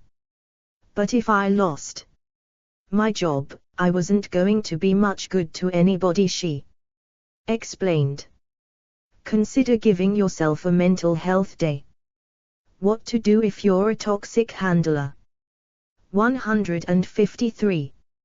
Off of work or planning a significant vacation. In more dramatic situations, you could also consider a temporary reassignment of your role, because jobs that require you to mediate between multiple teams or groups tend to come under you're more likely to get the respite you need if you are able to step away from that role for a time. These breaks don't need to be forever, though. Things have since calmed down at work, Devani has reported. And I have gravitated back to being the person people lean on for emotional support, but at this point it is totally doable. Make a change. If nothing you are doing has resulted in a shift, your best option may be to leave. Hyun Lee explained, after 2 years of this toxic situation, and at the encouragement of my wife, I saw a therapist. It then became clear to me this work reality was not going to change, this toxic manager was not going anywhere, the stress was eating me alive, and I am the one that needed to change. I did a bunch of things, but I think the key thing I did was I ended up making a lateral move in our company to escape this role and to protect my long-term well-being. It was the best decision I ever made. Consider therapy. It may sound dramatic, but Hyun Lee's decision to talk to a therapist is a highly useful one. A trained psychologist can help you identify burnout, manage your symptoms of stress, help you learn to say no and work through dealing with difficult people. 154. Any guilt. Not only can they help you protect yourself from the emotional vagaries of being a toxic handler, they can also assist you in your role. Clinical psychologists themselves are trained to listen to their clients empathetically without taking on their emotions. They can help you build the skills you need to help others without absorbing as much of the emotional burden yourself. Lastly, here are some things we suggest you avoid. While They seem like good solutions on the surface, they often aren't as helpful as you'd think. Just venting. While it's good to unburden yourself of your emotions, catharsis can reduce aggression. Too much venting can actually increase stress levels. You want to move forward, rather than dwelling on problems. And this is as true for those conding you as it is for you. When people come to you to vent, consider saying something like, "I hear you. How about we think about what we can change to make this better?" Going to your boss or HR. Sadly, the role of toxic handler is often under-recognized and underappreciated in organizations, despite its tremendous value. This means that while your boss may want to help, it can be risky for them in many organizational cultures. Similarly, many RMs are unlikely to intervene in a toxic situation on behalf of the handler. What to do if you're a toxic handler? 155. Yet toxic handlers are critical to the emotional well-being of organizations and the people in them. If you're a toxic handler, learn to monitor yourself for signs of emotional or physical fatigue, and know how to step away when you need to, so that you can keep doing what you do best. Sandra L. Robinson is a professor of organizational behavior at the University of British Columbia's Sauder School of Business. Kira Shabram is an assistant professor of organizational behavior at the University of Washington's Foster School of Business. Section 6. Understand. Empathy. 159. Chapter 19. What is empathy? By Daniel Goleman. The word attention comes from the Latin attendere, meaning to reach toward. This is a perfect definition of focus on others, which is the foundation of empathy, and of an ability to build social relationships, the second and third pillars of emotional intelligence. The RST is self-awareness. Executives who can effectively focus on others are easy to recognize. They are the ones who ND common ground, whose opinions carry the most weight, and with whom other people want to work. They emerge as natural leaders regardless of organizational or social rank. The empathy triad. We talk about empathy most commonly as a single attribute. But a close look at where leaders are focusing when. Excerpt from the Focused Leader in Harvard Business Review. December 2013, Product #0205B.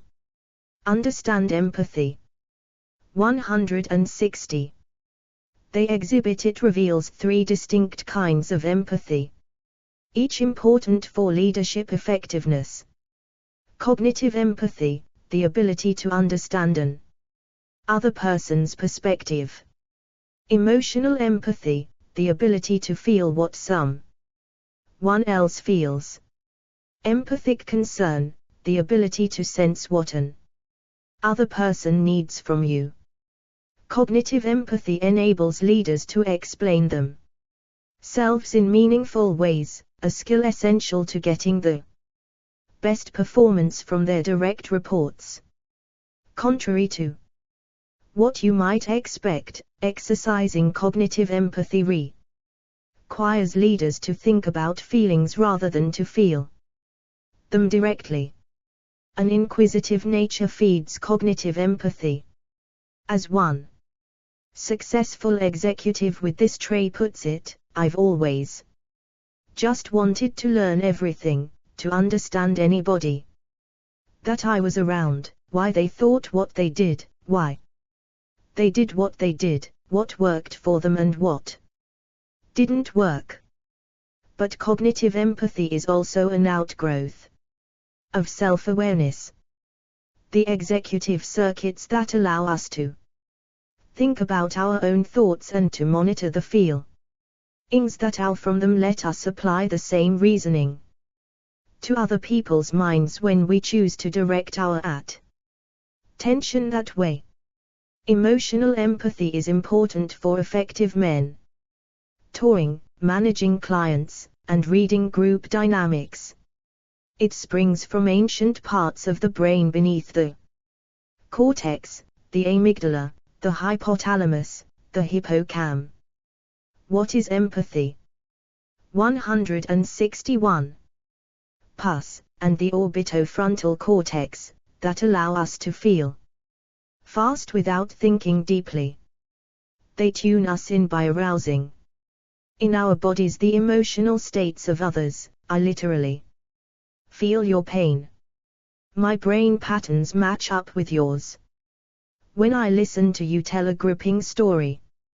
As Tanya Singer, the director of the Social Neuroscience Department at the Max Planck Institute for Human Cognitive and Brain Sciences, in Leipzig, Germany, says, you need to understand your own feelings to understand the feelings of others. Accessing your capacity for emotional empathy depends on combining two kinds of attention, a deliberate focus on your own echoes of someone else's feelings, and an open awareness of that person's face, voice, and other external signs of emotion. See the sidebar when empathy needs to be learned. Empathic concern, which is closely related to emotional empathy, enables you to sense not just how people feel but what they need from you. It's what you want in your doctor, your spouse, and your boss. Empathic concern has its roots in the circuitry that compels parents' attention to their children. Watch where people's eyes go when someone brings an adorable baby into a room. And you'll see this mammalian brain center leaping into action. Research suggests that as people rise through the ranks, their ability to maintain personal connections suffers. One neural theory holds that the response is triggered in the amygdala by the brain's radar for sensing danger, and in the prefrontal cortex by the release of oxytocin, the chemical for caring. This implies that empathic understand empathy. 162. When empathy needs to be learned, emotional empathy can be developed. That's the conclusion suggested by research conducted with physicians by Helen Rees, the director of the Empathy and Relational Science program at Boston's Massachusetts General Hospital.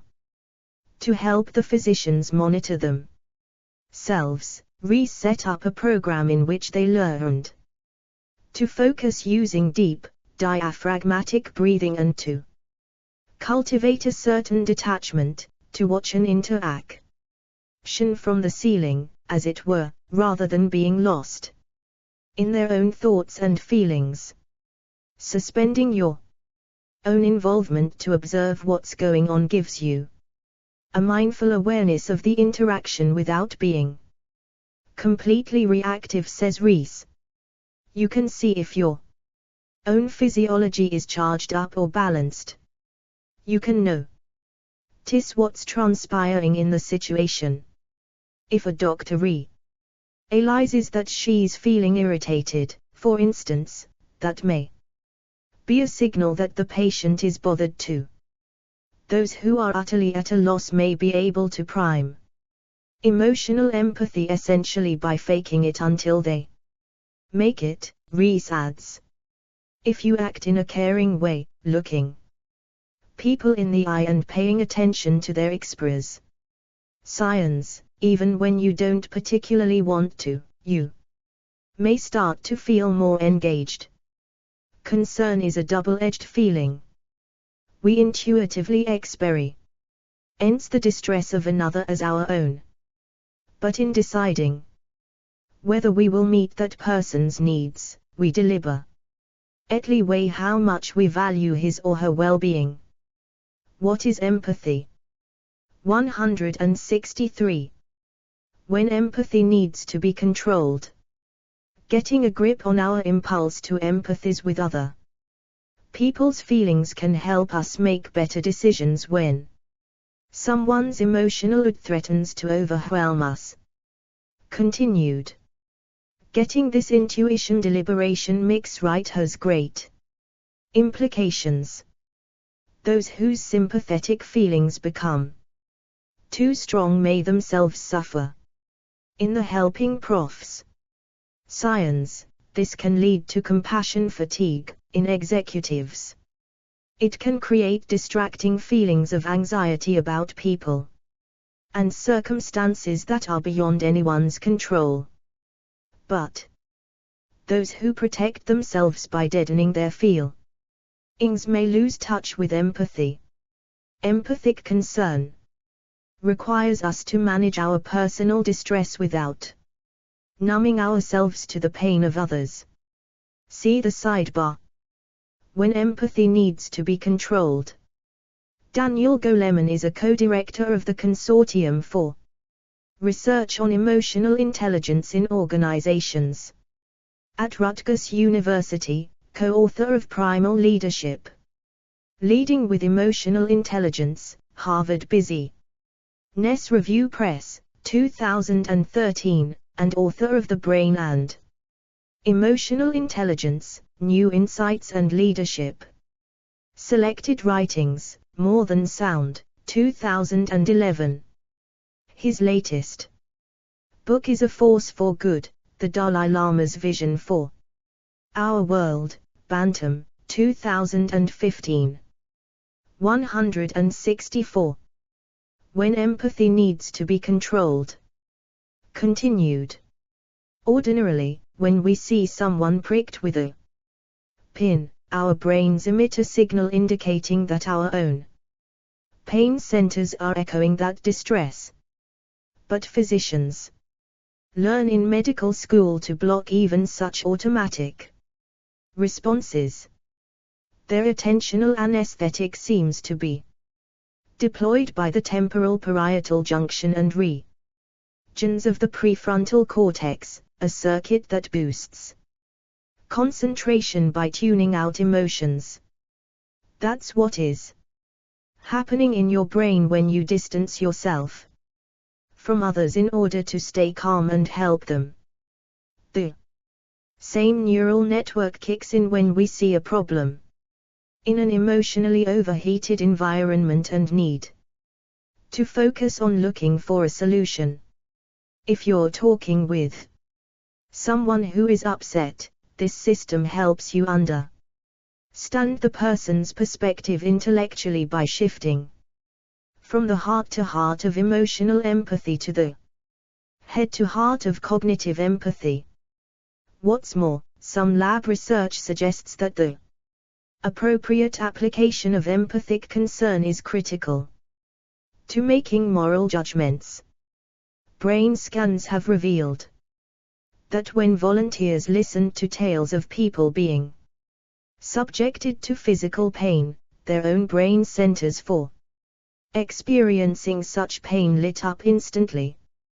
But if the story was about psychological suffering, the higher brain centers involved in empathic concern and compassion took longer to activate. Some time is needed to grasp the psychological and moral dimensions of a situation.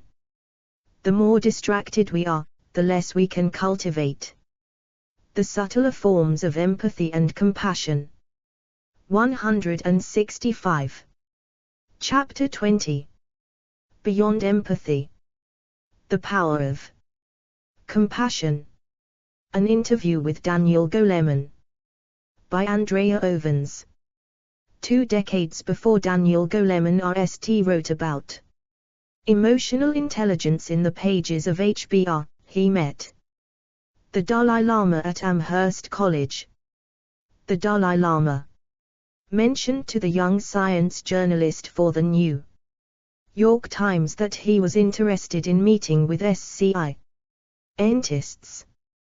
Thus began a long, rich friendship as Goleman became involved over the years in arranging a series of adapted from content posted on hbr.org on the 4th of May, 2015, as what the Dalai Lama taught Daniel Goleman about emotional intelligence. Product #H021KQ. Understand empathy. 166. What he calls extended dialogues between the Buddhist spiritual leader and researchers in fields ranging from ecology to neuroscience. On the occasion of his friend's 80th birthday, he was asked to write a book describing the Dalai Lama's compassionate approach to addressing the world's most intractable problems. A force for good.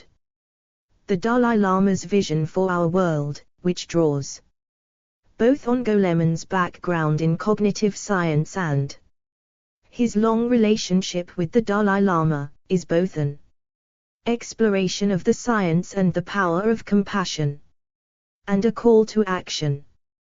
Curious about the book and about how the Dalai Lama's views on compassion informed Goleman's thinking on emotional intelligence, I caught up with Goleman over the phone. What follows are excerpts from our conversation. HBR, let's start with some definitions here. What is compassion, as you are describing it? It sounds a lot like empathy, one of the major components of emotional intelligence. Is there a difference? Goleman, yes, an important difference. 3 kinds of empathy are important to emotional intelligence. Cognitive empathy, the ability to understand an other person's point of view. Emotional empathy, the ability to feel what someone else feels, and empathic concern, the ability to sense what another person needs from you. See Chapter 19, What is Empathy? Cultivating all 3 kinds of empathy, which originate in different parts of the brain, is important for building social relationships. Beyond empathy, the power of compassion. 167. But compassion takes empathy a step further. When you feel compassion, you feel distress when you witness someone else in distress, and because of that you want to help that person. Why draw this distinction? Compassion makes the difference between understanding and caring. It's the kind of love that a parent has for a child. Cultivating it more broadly means extending that to the other people in our lives and to people we encounter. I think that in the workplace, that attitude has a hugely positive effect, whether it's in how we relate to our peers, how we are as a leader, or how we relate to clients and customers. A positive disposition toward another person creates the kind of resonance that builds trust and loyalty and makes interactions harmonious. And the opposite of that, when you do nothing to show that you care, creates distrust and disharmony and causes huge dysfunction at home and in business. When you put it that way, it's hard to disagree that if you treat people well, things would go better than if you don't, or that if you cared about them they would care a lot more about you. So why do you think that doesn't just happen naturally? Is it a cultural thing?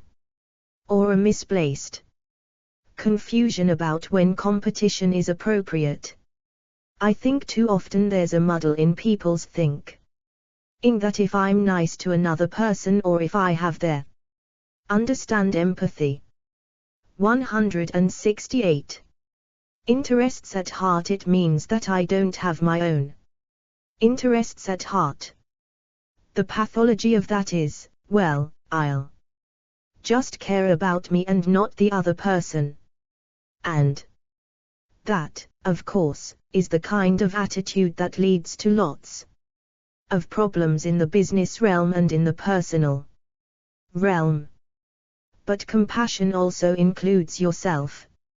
If we protect ourselves and make sure we're okay, and also make sure the other person is okay, that creates a different framework for working with and cooperating with other people. Could you give me an example of how that might work in the business world? There's research that was done on star salespeople and on client managers that found that the lowest level of performance was a kind of I'm going to get the best deal I can now, and I don't care how this affects the other person attitude, which means that you might make the sale but that you lose the relationship. But at the top end, the stars were tipped by the attitude, I am working for the client as well as myself. I'm going to be completely straight with them. And I'm going to act as their advisor. If the deal I have is not the best deal they can get, I'm going to let them know, because that's going to strengthen the relationship, even though I might lose this specific sale. And I think that captures the difference between the me, RST and the let's all do well attitude that I'm getting at. Beyond empathy, the power of compassion. 169. How would we cultivate compassion if we just weren't feeling it? Neuroscientists have been studying compassion recently, and places like Stanford, Yale, UC Berkeley, and the University of Wisconsin, Madison, among others, have been testing methodologies for increase in compassion. Right now there's a kind of a trend toward incorporating mindfulness into the workplace, and it turns out there's data from the Max Planck Institute showing that enhancing mindfulness does have an effect in brain function, but that the circuitry that's affected is not the circuitry for concern or compassion.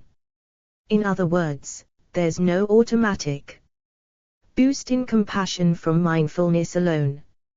Still, in the traditional methods of meditation, that mindfulness in the workplace is based on, the two were always linked, so that you would practice mindfulness in a context in which you'd also cultivate compassion.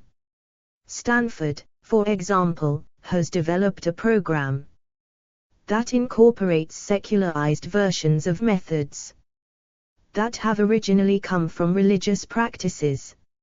It involves a meditation in which you cultivate an attitude of loving kindness or of concern, or of compassion toward people.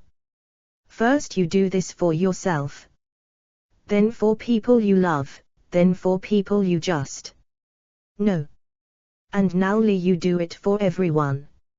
And this has the effect of priming the circuitry responsible for compassion within the brain, so that you are more inclined to act that way when the opportunity arises.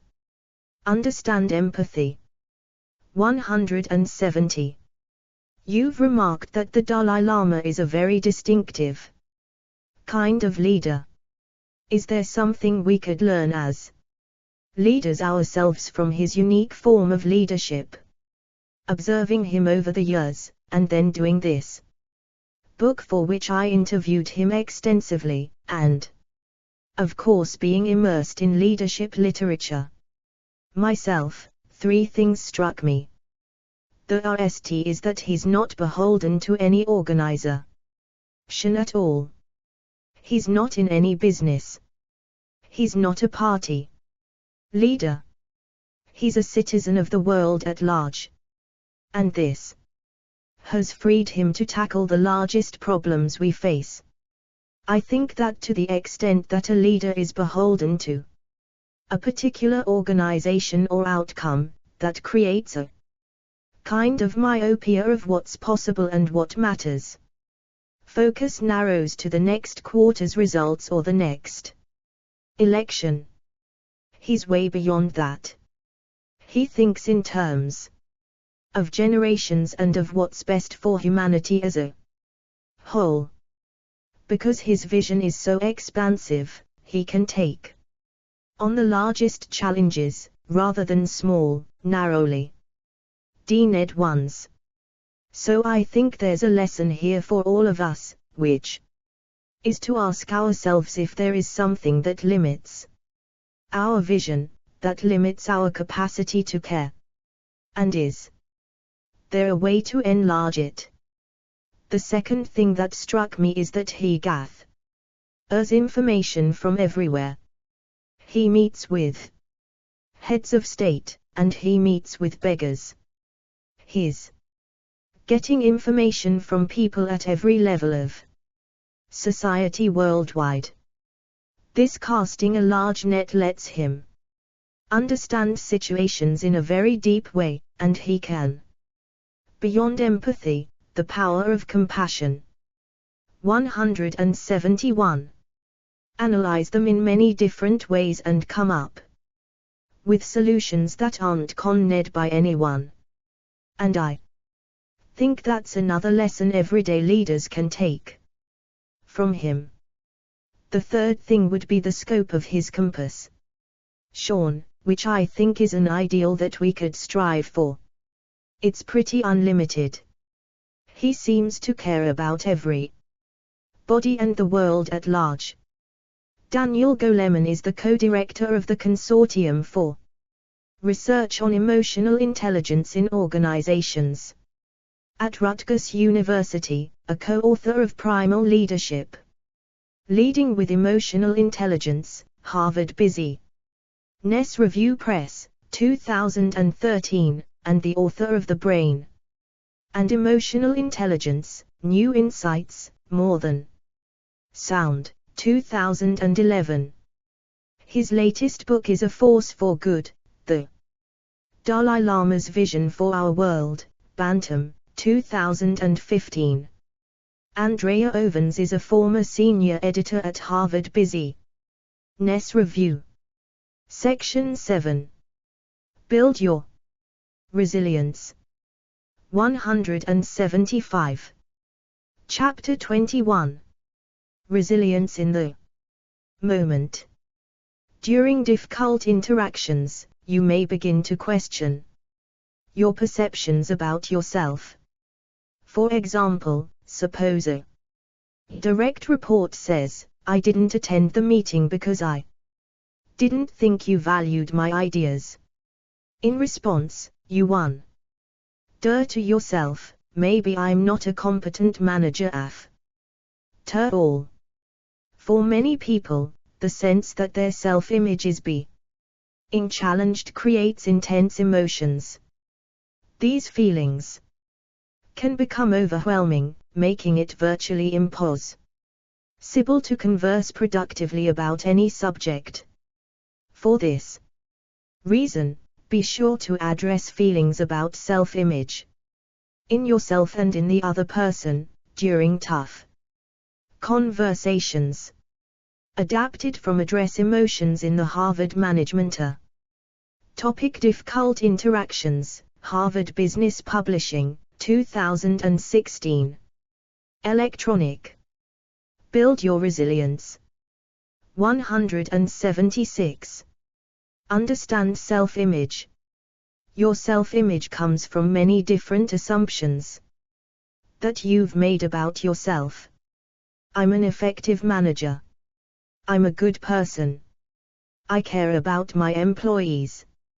I'm committed to my organization's success. This set of assumptions may help you meet a need for self-esteem, competence, and appreciation from others. Few people like to view themselves in a negative light, as incompetent, uncaring, or disloyal. Why denial is common.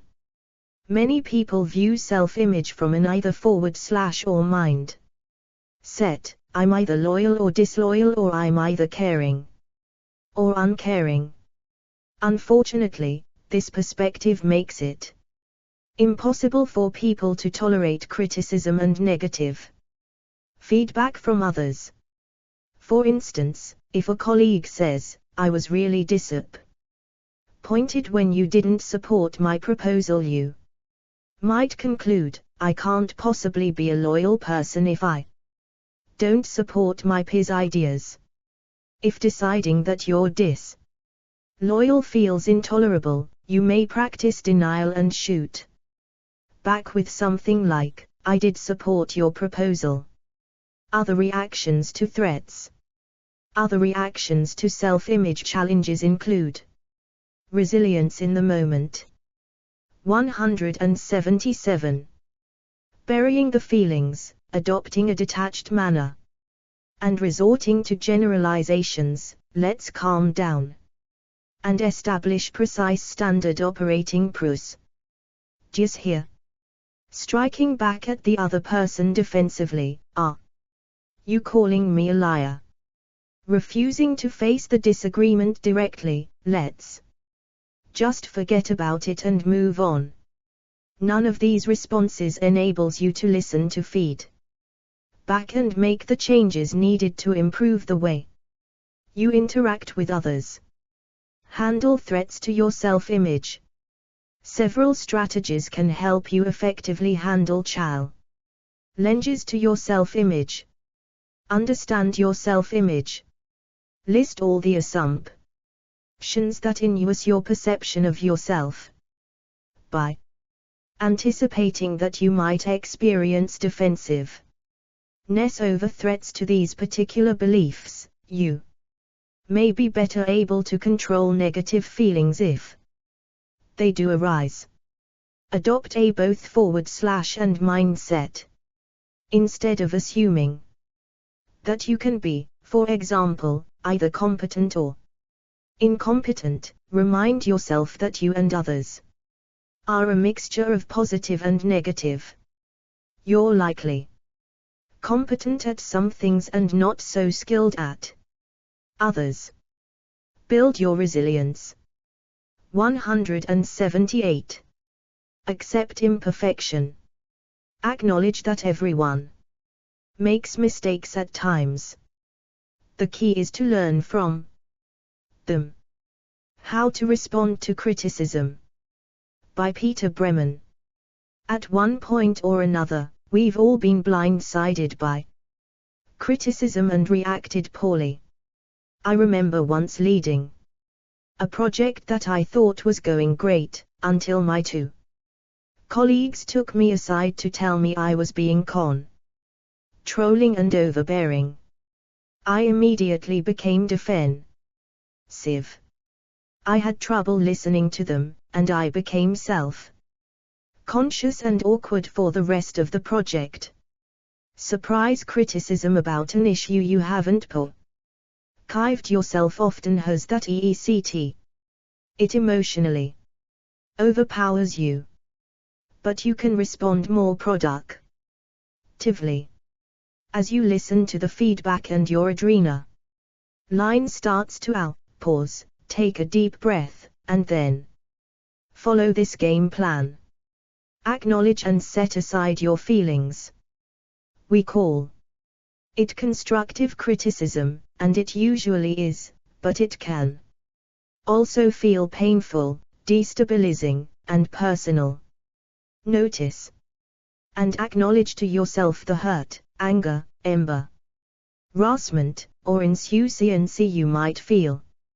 Recognize the feelings, label them as feelings, and then put them aside so the noise doesn't crowd out your hearing. Also, look beyond the delivery of the criticism. Feedback is hard to give, and your critic may not be. Resilience in the moment. 179. Skilled at doing it well, but that doesn't mean it's not valuable and insightful. Avoid confusing the package with the message. Next, don't agree or disagree. Just collect the data. Ask questions. Solicit examples. Recap what you're hearing, all in the spirit of understanding. Let go of the need to respond. That will reduce your defensiveness and give you space to really listen. Criticism, especially surprise criticism, is useful in formation about how someone else perceives you. Following these steps will help make sure you can fully understand it and can learn from it. Peter Bremen is CEO of Bremen Partners, Inc., a global management consulting firm that advises CEOs and their leadership teams. 181. Chapter 22. Cultivate resilience in tough times. A summary of the full-length HBR article How Resilience Works by Diane Coutu, highlighting key ideas and examples. Idea in brief.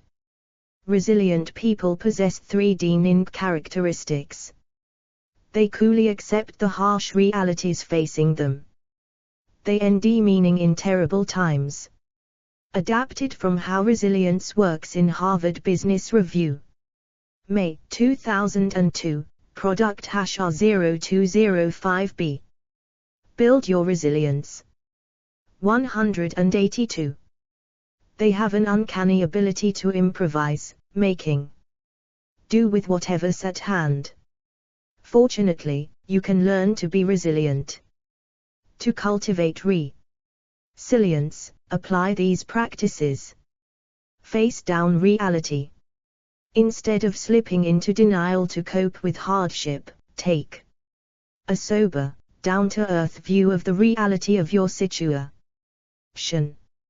You'll prepare yourself to act in ways that enable you to endure, training yourself to survive before the fact. Example, Admiral Jim Stockdale survived being held prisoner and tortured by the Viet Cong in part by accepting he could be held for a long time. He was held for 8 years. Those who didn't make it out of the camps kept optimistically assuming they'd be released on shorter timetables, by Christmas, by Easter, by the 4th of July.